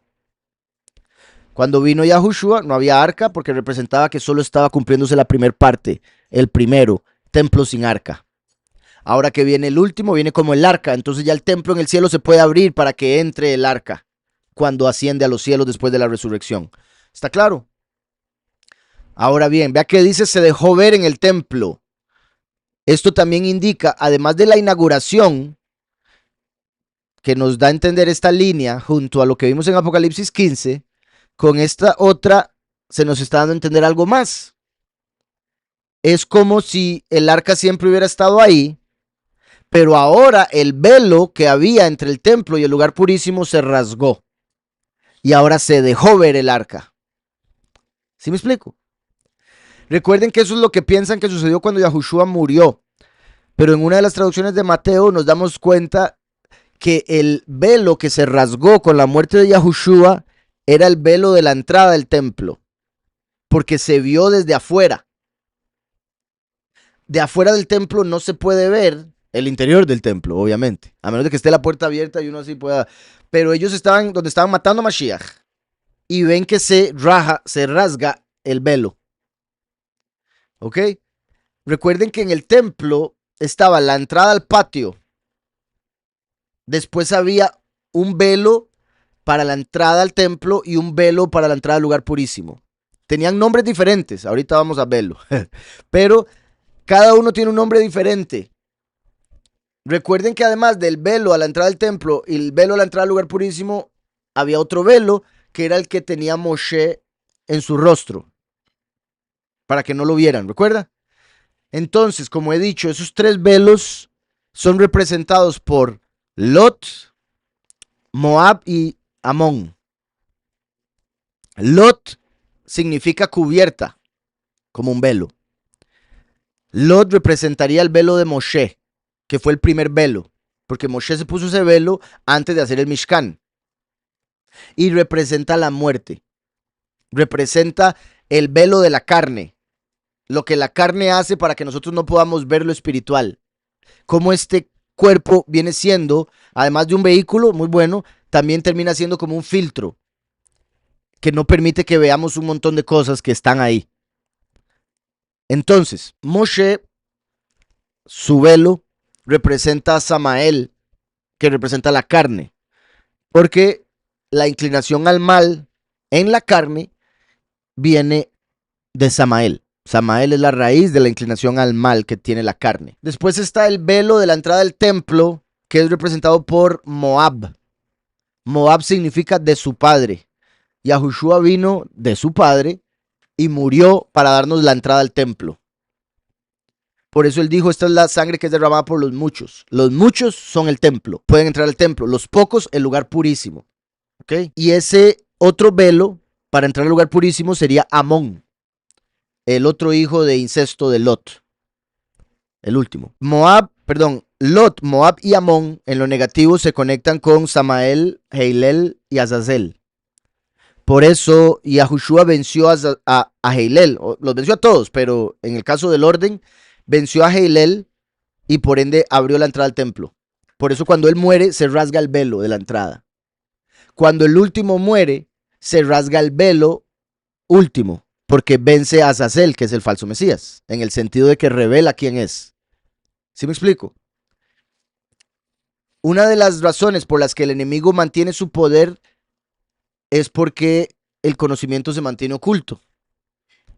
Digamos, si todo el mundo supiera, no tendría ningún poder, ¿verdad? Si el mundo supiera que el nombre de Jesús es falso y usaran el nombre de Yahushua, el nombre de Jesús pierde el poder que tiene para engañar. ¿Sí me explico? ¿Sí me estoy explicando? El nombre falso, claro está. Entonces, 3 velos. Moshe, entrar al templo, entrar al lugar purísimo. 3 satanes que Yahweh, como el que era, el que es y el que ha de venir, tenía que destruir para que la humanidad pudiese entrar al lugar más íntimo, que es el lugar purísimo. Entonces, una vez que el último muere, se deja ver en el templo el arca. ¿Qué quiere decir eso? Se quitó o se rasgó el velo que estaba en el lugar purísimo. Ahora, si alguien quiere seguir viendo que cuando, o sea, viéndolo como se ha interpretado en el cristianismo, que cuando Mashiach murió, el velo que se rasgó fue el de adentro, pues pueden seguirlo viendo así, no hay problema. Sería como que en ese tiempo se rasgó el literal y ahora el espiritual, en Apocalipsis, ¿ok? Ahora, repito, Mateo nos muestra que era el de afuera, porque se vio desde afuera del templo. Otro punto, ¿usted cree que los judíos, los sacerdotes, le hubieran dicho a los discípulos, hey, vieras que se rasgó ayer, cuando estaban matando a su soberano, se rasgó el velo del templo? De fijo eso calladito se lo hubieran mantenido. No le hubieran dicho a nadie. ¿Sí me explico? Porque ellos querían engañar. Ellos le dijeron a todo el mundo, se robaron el cuerpo. No sabemos qué pasó. Mentira que les van a decir, uy, vieras que el velo se rasgó, apenas estaba muriendo el Mesías. Se rasgó el velo, debe ser algo profético. Entonces, hubo relámpagos, voces, truenos, un terremoto y granizo grande. Todo lo que acabo de decir creo que es lo que explico aquí principalmente. Entonces, vamos a esta otra porción. El día del Hijo del Hombre. En el calendario gregoriano, los días empiezan a la medianoche, mientras que en el calendario judío empiezan en la tarde. No obstante, según el calendario verdadero, los días empiezan en la mañana, durante la hora cero, como la llama la escritura. Por ejemplo, al decir que Yahushua fue colgado a la hora tercera, que hoy en día llaman las 9 a.m., lo cual claramente tiene completo sentido. Entonces, si tomamos los últimos 7 años como el día del Hijo del Hombre, los primeros 3 años y medio serían las 12 horas de luz y los últimos 3 años y medio serían las 12 horas de oscuridad. Ahora bien, dado que el último es el sol de justicia, esto indicaría que este solo aparecería en la tierra durante la primera mitad de la última semana de Daniel, que son los primeros 3 años y medio. Esto es como uno de los 2 testigos que profetizan por 1260 días, como las primeras 12 horas de 60 minutos. ¿Quedó claro eso? Vean qué perfecto cómo está en el 1260. El año está compuesto por 360 días relacionados con los 360 grados del círculo, más 4 días de cambio de estación, ¿verdad? Que serían primavera, verano, otoño, invierno. Por lo que si sumamos los cambios de estación que habría en 3 años y medio, tendríamos 14. Que esto me van a tener que seguir, porque si no se van a quedar todos enredados. Recuerdan que hace unos días en Matzot hice el cálculo en vivo de los 1260 días desde Matzot hasta Yom Teruah, que sería cuando atraparían a los 2 testigos. Porque los atrapan y se acaba su testimonio a pesar de que les quedan 10 días de vida. Pero están presos, entonces no van a poder estar predicando. Ahora bien, vean esto. 360 más 4 días. Si sumamos los cambios de estación que habría en 3 años y medio, tendríamos 14. ¿Verdad? Porque en 3 años hay 12. 4, 4, 4. Más el medio año habrían 2. Entonces tenemos 14, que es el valor numérico de la palabra hebrea oro. El ministerio de los testigos durará 1260 días, que vienen siendo 360 por 3.5. Y este tiempo sería el que transcurriría desde Matzot hasta Yom Teruah, cuando los atrapen, y por ende en dicho momento cesaría su prédica. Esto se debe a que los 2 testigos empezarán cuando Yahushua terminó, para continuar con el proceso que falta y completar los 7 años de ministerio entre los 2, primero y último. Si incluyésemos los 14 días de cambio de estación, nos llevaría al final del día en que los testigos son resucitados, ya que son inmolados en Yom Kippur, que es el 10 del séptimo mes, para resucitar 3 días y medio después. Bueno, más tarde. Por lo tanto, al sumar las cifras anteriores obtenemos 1273.5 o 1274, dado que difícilmente los matarán comenzando el día. ¿Sí me explico? Entonces vean cómo al final nos da exactamente 3 años y medio si incluimos los días de cambio de estación. Y ese sería el tiempo que pasaría desde el momento exacto en que inician oficialmente su prédica hasta el momento en que se levantan para ascender al cielo, por lo que su ministerio se completa en 3 años y medio exactos. Curiosamente, con su muerte y resurrección probarán ser como el oro, puesto que los matarán a través del fuego, y en fuego es probado el oro. Así que al resucitar, pasarían la prueba durante el día 14 de haber acabado su testimonio, que es el valor numérico de la palabra oro, además del último ser la rama de David, nombre cuyo valor es 14. Como se sabe, la historia se repite, lo cual se debe en parte a que el tiempo es cíclico. De hecho, cada mes tiene una energía espiritual específica que se reanuda cada año y que está conectada con cada una de las 12 tribus de Israel. Una de las formas en que recordamos y experimentamos esto cada año es al celebrar las asambleas que Yahweh nos prescribió en Levítico 23. Con esto en mente se puede entender entonces cómo entre más nos acercamos al cumplimiento de las profecías que faltan, se sentirán cada vez más sus efectos durante los meses y días en los que estos eventos se van a manifestar. Por esta razón es importante celebrar las fiestas según el calendario correcto para poder llegar a ser parte de lo que el Poderoso realizará en esos días exactos. Yahweh dejó varias señales que apuntan al Mesías a través de todo el primer capítulo de Génesis, algunas específicamente en el relato del cuarto día, cuando Elohim hizo las lumbreras. Por ejemplo, así como en el cuarto día se creó el sol que alumbra a la tierra entera, en el cuarto milenio se manifestó Yahushua, el primero, la luz del mundo. Número 2. El testigo como Moshe es llamado sol de justicia. Así como a Moshe le brillaba el rostro como el sol después de hablar con Elohim, por lo que debía usar un velo, este se escondía del pueblo para revelar que el último estaría entre el pueblo, pero como ladrón en la noche, con un velo espiritual cubriendo su identidad, de tal forma que no puedan reconocerle, sino solo aquellos que son sus ovejas, a través de su prédica y no de su aspecto. Además, en el libro de Hanoc se revela que al nacer Noaj iluminó toda la casa como el sol, mientras la escritura nos dice que la venida del Hijo del Hombre sería como los días de Noaj. Entonces, Noé nació como un sol, nació albino, entonces era bueno para el vino, pero es otra cosa. Nació blanco, blanco, todo blanco, blanco. Saben cómo son los albinos, ¿verdad? Y se dice que iluminó la casa como si fuera un sol. Cuando nace Moshe, vieron que era Tov, dice la escritura, era bueno, era Tov, representa al último, por ese título. Y era hermoso, como dando a entender también que resplandecía su rostro. Recuerden que después de que él asciende, habla con Elohim, su rostro resplandecía como el sol, entonces se pone un velo. Entonces ahí vemos la conexión entre Noaj y Moshe. Noaj nació como el sol, Moshe murió como el sol, en el sentido de que ambos representan al sol de justicia. Y recuerden que Moshe, todo indica, sería la reencarnación de Noaj. Entonces, en Enoch 6, 1 y 2 dice, y después de algunos días, mi hijo Metushelach tomó esposa para su hijo Lemec, y ella quedó embarazada de él, y dio a luz un hijo. Y su cuerpo era blanco como la nieve, y rojo como el capullo de una rosa. Un capullito. Como el capullo de una rosa. Entonces era tan blanco que transparente, porque se le veía la sangre, por ende era rosa. Entonces, y el cabello de su cabeza y sus largas cabelleras eran blancas como la lana, y sus ojos hermosos. Y cuando abrió los ojos, iluminó toda la casa como el sol, y toda la casa estaba muy brillante. Génesis 1:14, dijo luego Elohim, haya lumbreras en el firmamento de los cielos para separar el día, o sea, el principio, de la noche, o sea, el final. Lo digo porque la gente agarra a Génesis para decir que el día empieza en la tarde, porque llegaba después de trabajar y decía, y fue la tarde y la mañana del día primero, día segundo.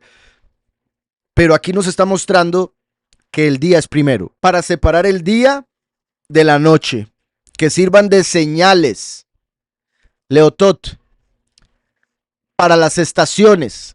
Estaciones es Moedim, los días y los años. Ok, ahí donde traducen como estaciones, y por ende se puede ver como, ¿verdad? Verano, otoño y demás. En hebreo dice Moedim, y recuerden que Moedim significa citas.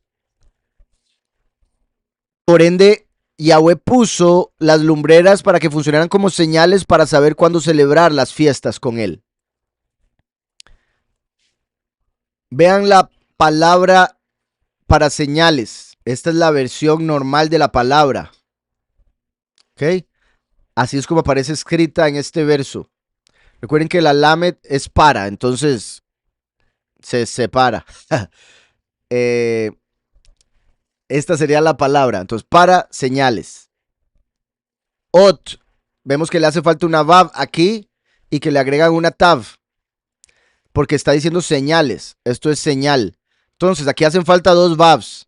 La que está entre la alef y la tav y la que está entre tav y tav. Esto quiere decir que aquí hacen falta dos letras vavs. La letra vav representa al hombre, el hijo del hombre. Por ende sería como, esto hace alusión al primero y al último, pero están escondidos. Vemos aquí lo que hablábamos ahora de Mashiach y Meshijó. Mashiach, Meshijó. Recuerden que Mashiach, su nombre es Yahushua. Se escribe así y así es como aparece más de 200 veces en la escritura. Pero aparece dos veces con una vav ahí. Entonces el nombre Yahushua se puede escribir con una o con dos vavs. Cuando está con dos vavs, lo cual sucede dos veces, representa la venida del segundo, el último. Por eso está de último. Así representa la venida del primero, la vav del inicio. ¿Está claro eso? Vean qué curioso algo que pienso hasta ahora. Yahushua dijo, si me has visto a mí, has visto al Padre. Vean cómo la vav primera es parte del nombre del Padre, Yahweh. Y la vav segunda es parte del verbo salvación, Shua, porque es el que ocupa salvación. ¿Está claro? El último, el que está entre la Shin y la Yin, es el tizón sacado del fuego. El fuego consumidor que necesitaba salvación como el Hijo del Hombre en el sexto milenio, la cual recibe al ver a Mashiach. Ver a Mashiach. ¿Está claro? Entonces, Yahushua con dos vavs, el último. Qué curioso que esta vav es la que se agrega aquí al final de Mashiach para ser Meshijó. Y por ende, Meshijó representa a Yahushua con dos vavs. Mashiach con una. ¿Sí está claro? Entonces vemos cómo cada vav representa a primero y último. Y ahora tenemos la palabra ot, señal. Ven, señales. Le pongo la lamed para señales. ¿Está claro? Pero vean que ahí Yahweh quitó las dos vavs para señalar algo. Que tendría que venir el primero y el último. para lo cual fueron hechas las señales. ¿Sí está claro? Y qué curioso, porque la Lamed, por si algo, es la vara para regir, para mandar, para enseñar, representa enseñanza y aprendizaje, o sea, los dos lados, el que enseña y el que aprende. Recuerden que la Aleph es la primera letra y por ende representa el primero, pero recuerden que es la cabeza de un becerro y el becerro es el último. Entonces, la Aleph representa primero y último, como el inicio, cabeza, y como becerro, muere en Yom Kippur.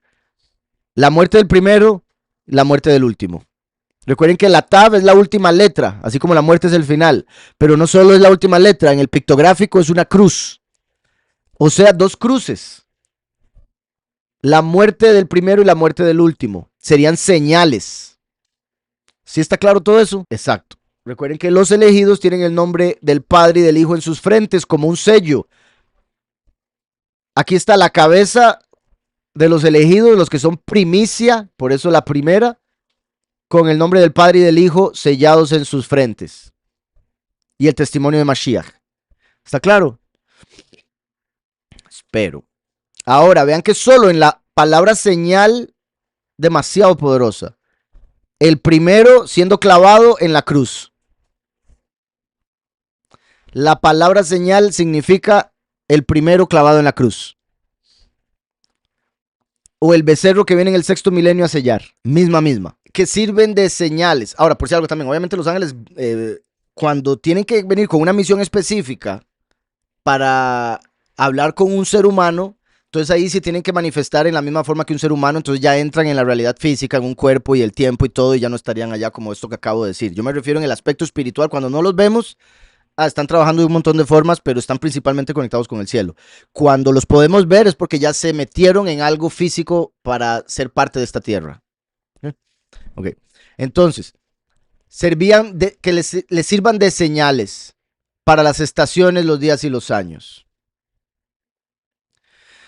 La escritura dice que las lumbreras son para separar el día de la noche. En el capítulo 12, ahí después veremos, ahí explico, tuve que explicar el calendario. Entonces ahí estoy haciendo una introducción desde aquí.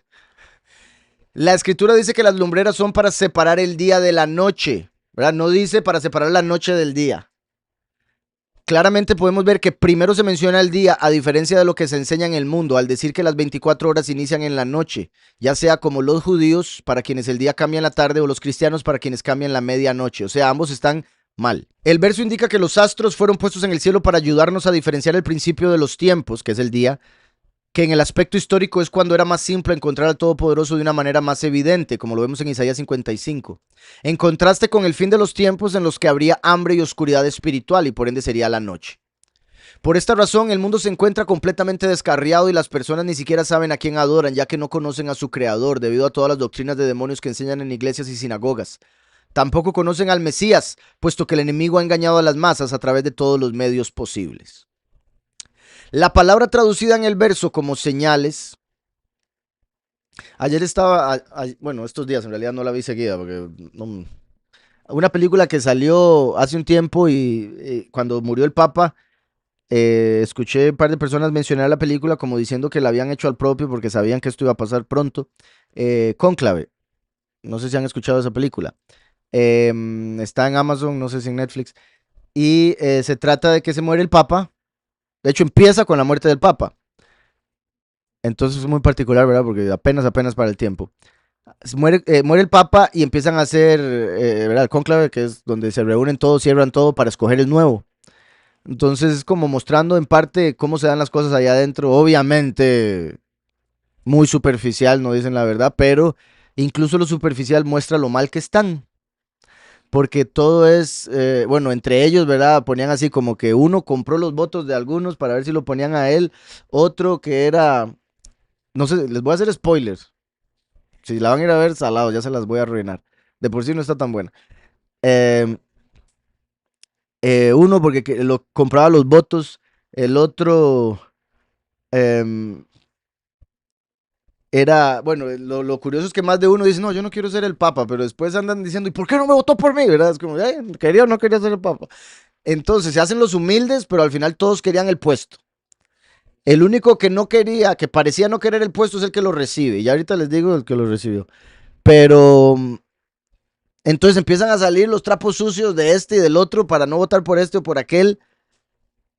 El que había comprado los votos de todos se había dado cuenta que uno de los que eran candidatos para el papado había tenido una relación con una mujer y había tenido un hijo que no había reconocido. Entonces, para ese día, antes de que se cerraran las puertas, había traído a la mujer, porque era monja. Entonces estaba ahí y se le armó el desorden. Él iba a ser el elegido, él iba a ser el papa. Y era un negro africano, curiosamente. ¿Verdad? Como muchos están esperando ahorita que ponga un africano. Pero al final, como salió eso a la luz, todo el mundo dijo, no, ya no vamos a votar por él. Entonces el hombre estaba ahí llorando, el pobre, y lo hicieron papa, pero de otra manera. Entonces, eh, entonces, después, siguen saliendo las cosas. Hay un ataque, creo que musulmán, sí. Entre ellos hablaban de que, hoy no, pero es que ese papa está de acuerdo con los homosexuales. Y yo no estoy de acuerdo con que... Bueno, entonces, digamos, uno de los que iba a quedar decía estar de acuerdo con los homosexuales y con todo hoy en día. Y eso lo estaban poniendo como que ese sería un buen papa. Buen papa sería el que haga todo lo que el mundo quiere. Y aquel que quería hacer lo que dice la escritura, lo ponían como, ese es un fanático raro que quiere hacer, quiere volver la iglesia a los años de yo no sé cuándo y que esto y que el otro. Entonces no se puede votar por él. En ningún momento de todo el cónclave sacaron la escritura para leer un solo verso. Nunca tocaron la escritura para absolutamente nada ni la mencionaron. Y estoy seguro que así es. O sea, para nada, ni padre, danos señal, dinos algo, o vamos a leer para ver qué hacemos. Nada. Todo era pura tradición, pura opinión, pura influencia, control, chisme, etcétera. Y al final, como se da ese atentado musulmán, uno de los que estaba de candidato empieza a quejarse y que cómo se les ocurre, tenemos que pelear contra los musulmanes. Al final el hombre se levanta y dice, tenemos que pelear contra ellos y que no sé qué, todo soberbio. Y después se levanta uno que era el más humilde, un latino, y empieza a hablar en español, de hecho, y regaña al otro, pero de una manera humilde, y les dice a todos, ¿qué les pasa? He visto aquí que esto está muy mal. Entonces se los ganó, al final todos votaron por él. Entonces quedó el latino que era papa en el Congo. Luego, perdón, sacerdote en el Congo.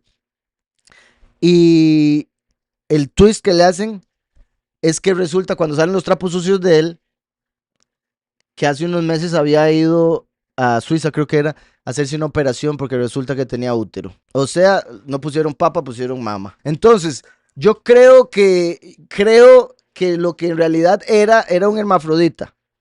Pero la forma en que lo pusieron es para que la gente piense que es un transexual. Muy diferente. Pero lo pusieron como si era un transexual que estaba cambiándose de sexo, llegó ahí como hombre y lo volvieron el papa. Y de fijo, yo me imagino todo el mundo viendo esa película. Así tiene que ser. Ese es el único que va a poder hacer las cosas bien. Ve a todos los hombres violentos y este es ¿verdad? Este teniendo hijos con una mujer que no tenía que tenerlos. Este otro comprándolos, este otro así, pero aquí llegó este que era el mejor de todos y resulta que era el mejor de todos porque era mujer. ¿Sí me explico? Poniendo al hombre como han solido hacer últimamente, lo peor, lo peor, lo peor, y el líder que se ocupa es una mujer. Amo a las mujeres, pero saben lo que la escritura dice de eso. Vean, la primera vez que el hombre le hizo caso a una mujer, ¿qué fue lo que pasó? La primera vez que el hombre vio a una mujer como líder, se desarmó todo por 6000 años. De hecho, vean qué curioso cómo le están dando tanta autoridad a la mujer, poniéndola como cabeza en estos tiempos finales, y como acabo de decir, fue en el sexto día que Adán puso a Eva como cabeza, y se fue todo de cabeza. Ahora, la palabra traducida en el verso como señales es de la raíz ot, que está formada por tres letras muy representativas de Mashiach, quien se presentó ante Yahuhanán, el que escribió el Apocalipsis, como la Aleph y la Tav. Vean eso, la Aleph y la Tav, lo que llaman normalmente alfa y omega. El alfa y la omega, en hebreo original sería Aleph y Tav, que sería la Aleph, la I es la Vav y la Tav es esta. O sea, yo soy la Aleph y la Tav, es exactamente la palabra Ot, señal. ¿Está claro?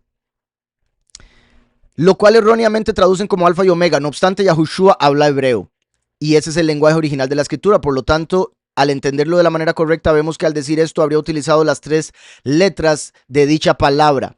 Esto se debe a que la Aleph es la primera letra del Aleph Bet, la Tav es la última, y la letra que está en el centro de la palabra, que es la Vav, es la que se usa para conectar palabras y representa un clavo y un hombre erguido, entre otras cosas. Este punto evidencia que las señales serían para revelar la venida del primero y el último. De hecho, algo todavía más revelador que muestra que Yahushua es la palabra y su crucifixión es la señal principal dada a la humanidad de que él es Mashiach, es que si vemos estas 3 letras en el pictográfico y tomamos en cuenta lo que cada una simboliza, se puede entender que el primero, Aleph, sería clavado, Vav, en una cruz, Tav, dado que la Tav originalmente es una cruz. A través de los significados de cada letra se puede descubrir los diferentes misterios que se esconden detrás de la palabra señal, para así poder saber qué debíamos esperar durante la historia. A continuación les presento algunos de ellos. Aquí tenemos la Aleph, la Vav y la Tav. Esto es en pictográfico, la cabeza de un becerro, un clavo, una cruz. Entonces, esto representa al primero, esto a un hombre en general y esto al último. Principio, bueno, la Aleph es primero, principio, líder, becerro, fuerza, 1.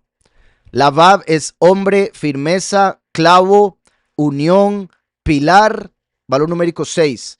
La Tav es el último, la última letra, el final, una cruz, un sello, redención, valor numérico 400. ¿Estamos?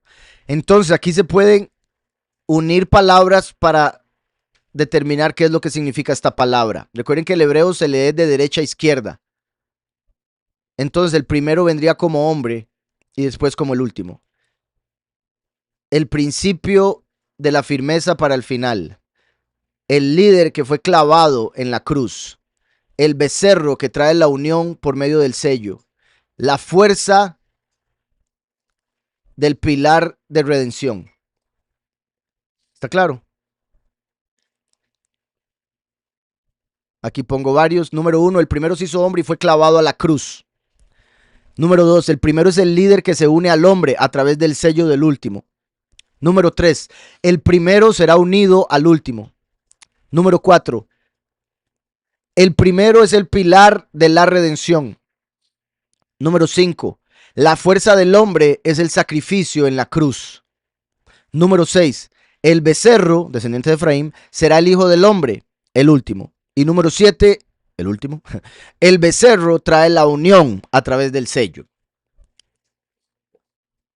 Y esos son 7, de fijo se podrían sacar más, pero creo que son como las 7 principales. Ahora bien, la palabra hebrea que aparece en el texto original del verso de Génesis, que se traduce como por señales, leotot, según lo que simboliza cada letra, se podría interpretar como el pastor de lo alto vino a enseñar. Por si algo, lo que pongo en negrita es la letra. Lo que pongo así normal es lo que no estaría en la letra, pero que lo agrego para conectar las palabras. El pastor de lo alto vino a enseñar, eso sería la Lamed, como el primero y a sellar como el último en el final de los tiempos. Lamed, Vav, Tav, Tav. Además de todo esto, el término traducido como estaciones es la palabra Moedim, que ven ahí, que es la misma que el Todopoderoso usa para referirse a las citas con su pueblo a través de la historia, conocidas también como las fiestas o asambleas. Por ende, las lumbreras fueron puestas en los cielos para reconocer las citas con Yahweh, en las cuales cumplirá sus principales profecías. De ahí la importancia de conocerlas y celebrarlas. De acuerdo al Zohar, no estoy diciendo que sea un hecho, simplemente es una enseñanza que puede tener veracidad y sea como sea, tomo la enseñanza por que se presta para explicar algunas otras cosas. La Torah existió 2000 años antes de la creación. Ahora, cuando digo creación aquí, obviamente me refiero a la creación que conoce el ser humano, porque la Torah viene siendo una creación. ¿Está claro? La Torá existió 2000 años antes de la creación, según nuestra presente percepción del tiempo, ya que el sol, que es el instrumento principal con el que medimos el tiempo en la Tierra, no existió sino hasta el cuarto día de la creación. El Zohar explica, basado en la cantidad de sefirot que hay en el árbol de vida, que son 10, que a partir del momento en que el Altísimo inició la creación con la letra Bet, porque empezó con Bereshit, con la letra Bet, ahí nos estaba dando una señal.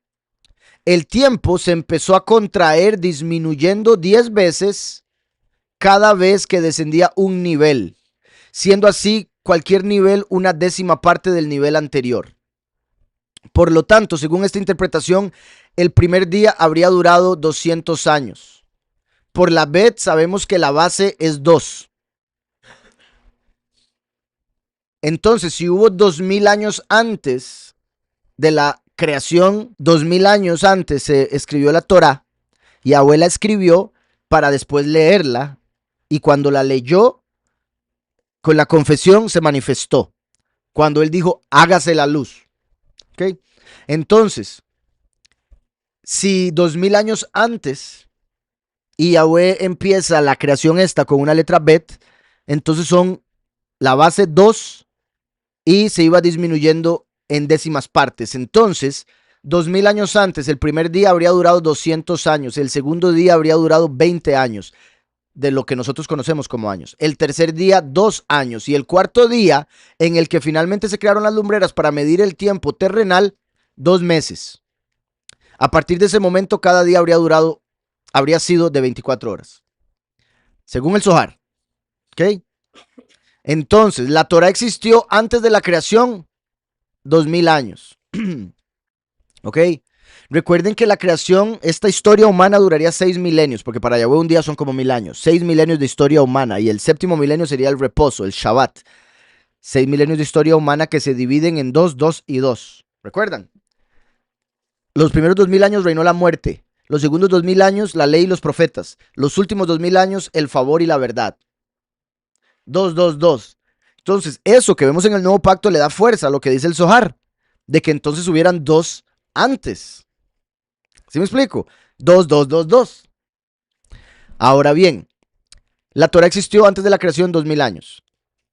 Bereshit, la Bet significa en, valor numérico 2. Reshit, principio, 911, con razón, una emergencia. La Reshit es principio, 911. 9 más 1 más 1, 11 igual a 2 al final. Bereshit, la primera palabra de la Torah. Entonces, vean qué curioso que la raíz de Reshit es 2. ¿Verdad? Porque 9 más 1, 11, y 1 más 1, 2. Entonces, vean cómo las dos partes que componen la primera palabra tienen como raíz 2. O sea, la primera palabra está compuesta por 2 palabras. Be, Reshit. Y cada parte tiene como raíz el número 2. Entonces, todo tiene que ver con 2 desde el puro principio. Y como he dicho, por eso la medida más pequeña del tiempo, ¿cómo se llama? El segundo. Porque esto fue creado de segundo. El tiempo fue creado de segundo, ya que primero existió la eternidad. La misma raíz, exacto. El árbol de la vida y el árbol del conocimiento, la misma raíz. Misma conexión. Yahweh separándose en 2. Y por eso el último viene como hijo pródigo, porque es el árbol del conocimiento. Ahora bien, el primer día separó la luz de las tinieblas. Habría durado 200 años separándolas. Obviamente él pudo haber hecho todo en un instante, pero él decidió separarlo en diferentes partes para enseñarnos diferentes cosas. Además de que la creación hace alusión a separación. En sí la palabra misma, bará. ¿Por qué? Porque Yahweh es uno, todo es uno. Cuando él decidió crear, la creación tuvo que ver con separar las cosas en diferentes, las unas de las otras. Entonces por eso la creación es separación.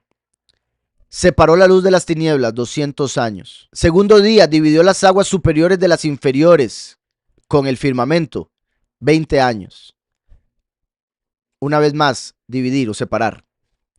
Tercer día, salió la tierra del mar, hizo la hierba verde y los árboles. O sea, separó la tierra del agua. 2 años. Cuarto día, hizo el sol, la luna y las estrellas. 2 meses. Entonces separó la luz en varias lumbreras. Quinto día, criaturas del mar y del cielo. Ya 24 horas. Que curiosamente empieza con un 2 también. Criaturas del mar y del cielo. O sea, agarró del agua y creó dos tipos de criaturas. Y las separó entre las que vivirían en los cielos y los que vivirían en el agua. Sexto día, que también 24 horas, formó los animales de la tierra y al hombre. Dos especies diferentes de un mismo material, polvo. Séptimo día, creó el reposo. Qué curioso, se podría decir que creó el reposo en contraste con el trabajo. Entonces son dos cosas. Pero el séptimo es de solo reposo. Por ende, volvemos a la unidad. ¿Sí me explico? Es en el milenio donde vamos a volver a la unidad con el Altísimo. Por eso el séptimo se mantiene separado. 2, 2, 2, 1. ¿Sí me explico? El Shabbat se mantiene apartado, como el Shemesh en la menorá, en el centro. Por eso Yahweh creó las lumbreras del cuarto día. Porque si empezamos a partir de ahí a contar el día, 1, 2, 3, el séptimo quedó de cuarto, como la cuarta lumbrera en la menorá, que enciende las demás. Y por eso el Shabbat es lo que nos da fuerzas para el resto de la semana. Este es el primer verso de la escritura. Bereshit bara Elohim et hashamayim ve'et haaretz. 1, 2, 3, 4, 5, 6, 7. 7 palabras. Igual que los 7 días en los que creó todo. Aquí lo creó todo en potencia y en los demás versos lo separó con su potencia. ¿Está claro? Entonces, en el primer verso se nos dice que creó todo, cielos y tierra. Y en el primer verso hay 7 palabras para decirnos que crearía todo en 7 días. Bereshit, en el principio. O sea, lo primero que creó, el tiempo. Ahora dije que fue de segundo, en el sentido de que Yahweh es uno. Por ende, él estaba de primero y después vino el tiempo. ¿Está claro? Entonces, en el principio, eso es alusión a que creó el tiempo. Creó Elohim. Eso también se podría ver como en el principio Yahweh creó a los ángeles. ¿Ok? ¿Para qué? Para llevar a cabo lo que vendría a continuación. Pero eso es para otro día. Entonces, en el principio, creó Elohim los cielos, o sea, el espacio. No me refiero al espacio exterior de la NASA, me refiero al espacio en el que está la materia. Y la tierra, o sea, la materia. Entonces, el orden de la creación, tiempo, espacio, materia. Porque la materia necesitaba un espacio donde estar y el espacio necesitaba un tiempo en el cual existir. Por eso el orden es tiempo, espacio, materia. El tiempo-espacio es una sola entidad. El tiempo es el masculino. El espacio es el femenino. Vean cómo el tiempo está primero, espacio de segundo. Cabeza, cuerpo. ¿Está claro? Bara Elohim. Qué curioso que esto sea lo que está en el medio de los dos. Como, bueno, es que tanto que quiero decir aquí. Por un lado, el hecho, bueno, lo que mencioné, que creó el tiempo y dentro del tiempo, que es creación, creó a los ángeles. Porque este término se puede usar para Yahweh en lo más elevado y para los ángeles en uno más bajo. Porque también se puede usar para hombres jueces en uno todavía más bajo. Vean cómo Bereshit empieza con Bará, igual que Bará. Vean que esta es la segunda palabra, pero está también aquí de primera, escondida. Como creó dos. Creó dos mundos. Uno arriba, uno abajo. Uno de carne y uno de espíritu. A través de primero y de último. Aquí dice, él creó 6. O sea, él creó en 6 días. Desde la primera palabra ya decía que duraría 6 días la creación. Aquí también se ve la muerte de Yahushua. Recuerden que esto es hijo en arameo. El hijo primero sería destruido o muerto al al haber cumplido las obras, los mandamientos y ser puesto en una cruz. O el hijo primero traería la sabiduría al completar la obra en la cruz. Y después está el hijo que viene por medio de Efraín como un becerro. Entonces está el hijo primero y el hijo de Efraín, para no decirle el hijo becerro, porque suena feo, ¿verdad? Entonces, con las primeras dos palabras vemos que son dos hijos y que la Aleph se interpreta de dos maneras. Además, vean cómo la primera tiene una Aleph, la segunda tiene una Aleph, la tercera tiene una Aleph, la cuarta tiene una Aleph, esta no. Esta tiene una Aleph, esta tiene una Aleph. 6 letras Aleph. La Aleph se puede pronunciar Elef, que es 1000. O sea, en el primer capítulo se nos dijo que la historia humana, en el primer verso se nos dijo que la historia humana duraría 6 milenios. Porque hay 6 letras Aleph. Y entonces podríamos ingresar a los Shamaim, donde ya el tiempo no existe como tal. ¿Sí me explico? La Aleph representando el tiempo de cada milenio y el Shamaim, la eternidad a la que entramos después de los 6 milenios. Pero vean qué curioso que está separado. Aquí hay 4, como Yahushua vino en el 4.º milenio. Y después habrían 2 milenios separados de apostasía. ¿Sí me explico? Entonces Yahushua vino y completó los 4 milenios en la cruz, el primero, para poder subir a los cielos. Y que después vinieran 2 milenios de apostasía, para que viniera el último de la tierra. ¿Está claro? Primero el del cielo, después el de la tierra. Primero los 4 milenios y después los 2 de apostasía. En los primeros 4 milenios moriría el primero en la cruz. En los últimos 2 milenios, el Hijo del Hombre como becerro vendría a sellar a los elegidos para morir también. De aquí podemos agarrar la Vav y ponerla en el centro y tenemos señal. Y lo que ya expliqué sería este párrafo, pero por si algo, lo leo. En el primer verso de la Torah hay 6 letras Aleph. Estas aparecen una vez en cada palabra, excepto por la que se traduce como los cielos, lo cual nos da a entender que los cielos serían establecidos a lo largo de 6.000 años de historia humana. Se ocuparían 6 milenios, 6 letras Aleph, para establecer los cielos. Curiosamente, son plurales. Im, plural masculino. Y ya habíamos visto, ¿qué es esto? Shem, nombre. Hashem, el nombre. Pero si le ponemos plural masculino, se vuelve Shamaim, que se traduce como cielos. No obstante, si entendemos que esto es plural masculino y esto es nombre, entonces esto se puede ver como los nombres de 2 hombres, el Padre y el Hijo. Por ende, la única forma de entrar a los Shamaim es por medio del nombre del Padre y del Hijo, que es el sello del poderoso vivo en la frente de los pocos. En Apocalipsis 14, el nombre del Padre y el nombre del Hijo, Yahweh y Yahushua, para ingresar a los Shamaim. Por eso, en Apocalipsis 14, 1, dice 144,000 sobre el monte Sión y tienen en su frente escrito el nombre de él y el de su padre. Inmediatamente Apocalipsis 15, y estaban todos sobre el firmamento, cantando la canción del Cordero y de Moshe. O sea, ya están en los Shamaim por tener los Shamaim. Vea qué buen punto, sí. Yahushua, ¿qué fue lo que le dijo a Natanael? Y ahora veréis los cielos abiertos y los malajim de Yahweh descendiendo y ascendiendo sobre el Hijo del Hombre. Que eso se refería a la venida del último, pero también se puede hacer alusión a que Yahushua abrió los cielos para que ahora haya contacto del ser humano que crea en Mashiach con Yahweh. Entonces, en el principio, primer milenio, Bará, segundo milenio, ven cómo estos 2 milenios están conectados por Bará.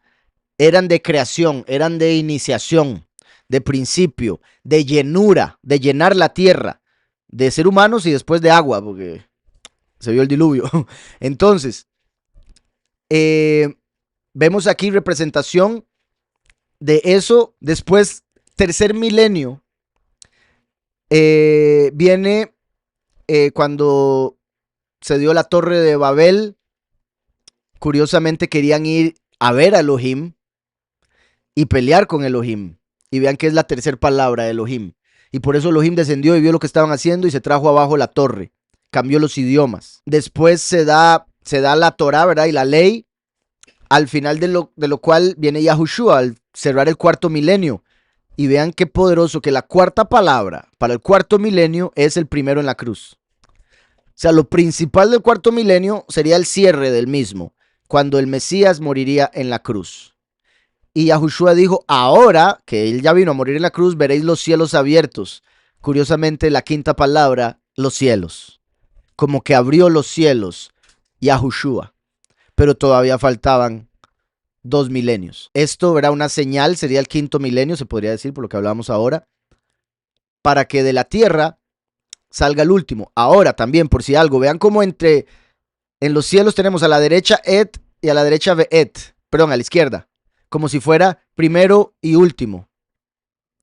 Esto que voy a decir tal vez confunda un poco, pero recuerdan cómo Yahushua vino del oriente y en el oriente se lee de derecha a izquierda. El último viene del occidente y en el occidente se lee de izquierda a derecha.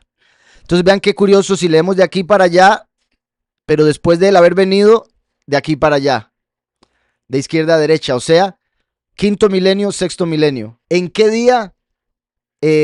Bueno, recuerdan que, por si algo, con lo que estaba diciendo al puro principio, sería quinto y sexto. En el sexto se hicieron los animales de la tierra, ¿verdad? Entonces iría ahí con lo de la tierra. Si lo vemos como lo acabo de decir, puesto que esto se conecta con esto, sería quinto, porque ya después del tercer milenio, que solo había agua, se separó las aguas de la tierra, aquí se pusieron las lumbreras, entonces ahora se iluminó la tierra. Vendría en el sexto milenio, el descendiente de Efraín a ser sacrificado, después de poner el sello a los elegidos. Entonces vean cómo los cielos tienen como pilares o bases al primero y al último. Y Yahushua abre la puerta de la misericordia para entrar a los cielos y el último la cierra. Vean qué curioso eso que acabo de decir. El primero abre la puerta, el último la cierra. Y en el medio están los cielos a los cuales entran los elegidos por medio del nombre del Padre y del Hijo. ¿Se entendió eso? Entonces, a la derecha una puerta, a la izquierda otra puerta. ¿Cómo se le llama a la llave que abre y nadie cierra y cierra y nadie abre? La llave de David. Y David se escribe así. Aunque le ponen tío, también, pero es David. Una puerta. El hombre, otra puerta. Lo que acabo de decir. Una puerta. El hombre entrando al cielo y otra puerta. Et ve'et. La llave de David. Para pasar por la puerta, después viene el Hijo del Hombre en el sexto milenio y cierra la puerta. Y la llave que abre y nadie cierra y nadie abre. O la llave del Seol y la llave de la muerte. Dos llaves, dos puertas y una I en el medio. David, el nombre del rey que tiene la autoridad. Aquí estaban esperando al líder que gobernaría y quitaría Roma, pero llegó a morir. Y eso no lo esperaban. Aquí esperan al que murió, pero viene el líder con vara de hierro. Como aquí, ya, ¿verdad? De izquierda a derecha, ya, viendo el hombre haciendo una torre para subir a los cielos. Y ponerse a él como cabeza, curiosamente. Particular. Y esto, ¿verdad? Sería la tierra. Entonces, en el mundo de ya, el hombre quería ascender por la torre para hacerse cabeza. Pero estaba todo al revés. Y recuerdan en Isaías, cuando Yahweh pregunta, ¿quién creó estos? Isaías, levantad en alto vuestros ojos y mirad quién creó estas cosas. Mirad quién creó estas cosas. Dice aquí en hebreo, Ezu Marón, levanta a lo alto tus ojos y mira. Mi bara eile. ¿Quién creó estas cosas? Lo escribo sin esa parte. Entonces Yahweh pregunta, mi bara eile. ¿Ven bara? Ya lo conocemos como él creó o el hijo primero o el hijo último. Depende como lo queramos ver. La Aleph en sí. Entonces nos queda mi eile. Él creó. ¿Quién creó esto? Estos. Vean en esta pregunta. Mi eile. ¿Quiénes son estos? Si agarramos estas tres letras, las ponemos al inicio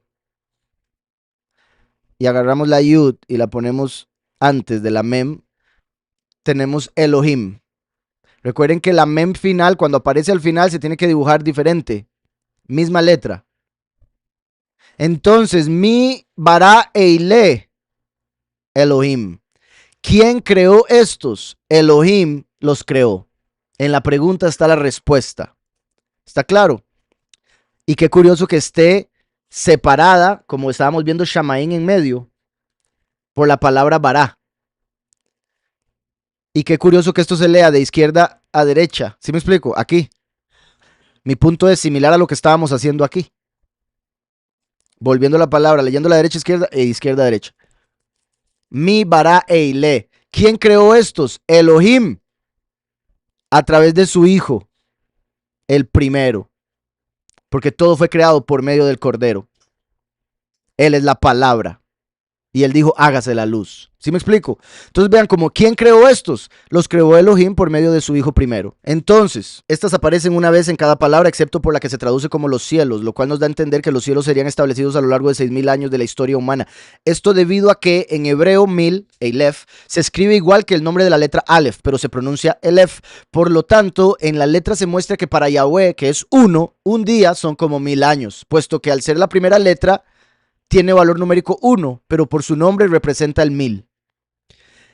Por otro lado, las primeras dos palabras del mismo verso empiezan con las letras que forman el vocablo bar, que es hijo en arameo, hecho que hace alusión a la venida del primero y el último como poderosos, Elohim, para completar el plan de la creación, ¿verdad? Por eso hay un bar aquí, hay un hijo aquí, otro hijo aquí, y después de mencionar a los dos hijos, menciona Elohim en plural. O sea, el primero y el último, Elohim. Porque Yahushua es él, Immanuel. Pero cuando está con el último, ahora es Elohim. Además, también son representados por las dos veces que aparece la palabra et, lo cual no tiene traducción en ningún idioma, pero está compuesta por la primera y última letra del Aleph Bet, así como él dijo ser la Aleph y la Taf. El primero para permanecer en los cielos, a la derecha del Padre, y el último en la tierra para reinar, estando ambos completamente conectados a través de la Ruach. Por eso, un et con los cielos, un et con la tierra. Uno va a permanecer en los cielos y el otro en la tierra. Recuerden que esto también representa que Yahweh hizo un alfabeto para los cielos y un alfabeto para la tierra. Yahushua es la palabra, el último es la voz. La palabra se conectaría con los cielos y la voz con la tierra, porque en la tierra es donde se da la manifestación del sonido. El cielo representa estar dentro de la cabeza, donde el sonido es diferente, son pensamientos. ¿Sí me explico? Entonces esta realidad representa ya la manifestación de lo físico. De acuerdo con lo que se explicó con respecto a la confección de la Torah 2000 años antes de la creación, podemos hacernos una idea de cómo separar la historia según los tiempos en los que habría luz espiritual y en los que habría oscuridad, así como el día y la noche. Eternidad. Antes de todo era Yahweh, el primero, fuera del tiempo. Fuera del tiempo porque todavía no existía. Era porque Yahweh es el que era. Y eternidad porque todavía no había tiempo. Después vino el primer día. Ahora, aquí no estoy hablando de días, los días de creación. Aquí estoy hablando de cómo la historia ha sido, se ha visto como luz, oscuridad, luz, oscuridad, luz, oscuridad, igual que los días. Entonces, después de la eternidad donde todo era uno, Yahweh decidió hacer 2000 años que serían de día. 2000 años antes de la creación existió la Torá, que es una lámpara. La Torá es una lámpara, dice la escritura, por ende fue de luz. A pesar de que el ser humano no existía, fue 2000 años de luz. Entonces pongo ahí del 2000 al 0, menos 2000 al 0. Después vino la oscuridad, que fue cuando Yahweh hizo la creación. Los primeros 2000 años desde el pecado de Adán hasta Abraham. Oscureció la realidad, el pecado. Por eso termina con un diluvio. Después vino un tiempo de luz otra vez. Vean que lo pongo subrayado porque ese fue el tiempo en el que se manifestaría Mashiach. Los 2000 años siguientes, desde recibir la Torá hasta Yahushua, el que es. La Torá es una lámpara. Entonces, la lámpara estuvo 2000 años antes y vino después de los primeros 2000 años. Entonces, los primeros 2000 años fueron de oscuridad. ¿Sí me explico? Yahweh iluminó el mundo con la Torá y lo cerró con la luz del mundo, Yahushua, que cumplió la Torá. Yahushua, el que es. Después vino la noche. Yahushua dijo, buscad a Yahweh mientras puede ser hallado. ¿Por qué? Porque cuando él se fue, vendría la noche espiritual, oscuridad. Noche, 2000 años de apostasía, hasta la venida del Hijo del Hombre, como ladrón en la noche. ¿Está claro? Ahí ya se completan los 6 milenios. Después viene el día. Se establece el reino del milenio que se extiende eternamente. Pero todavía hay un milenio, entonces sigue siendo parte del tiempo. Del 6001, el milenio y hasta el infinito. Entonces, después del milenio, viene ya de vuelta a la eternidad. Después de todo, será Yahweh el último, el que ha de venir. Entonces ven, eternidad, antes de todo era Yahweh el primero. Al final, eternidad, después de todo, será Yahweh el último. Y en el puro centro, Yahushua el que es. Este orden revela cómo Yahushua HaMashiach vino durante el día espiritual como la luz del mundo. Después vendría la apostasía durante la noche que inició al irse el Mesías, y al final de la misma se manifestaría el último como ladrón en la noche para establecer el reino de Yahweh y llevar a los escogidos al milenio y la eternidad durante la mañana del Shabbat. Vean qué lindo donde terminó.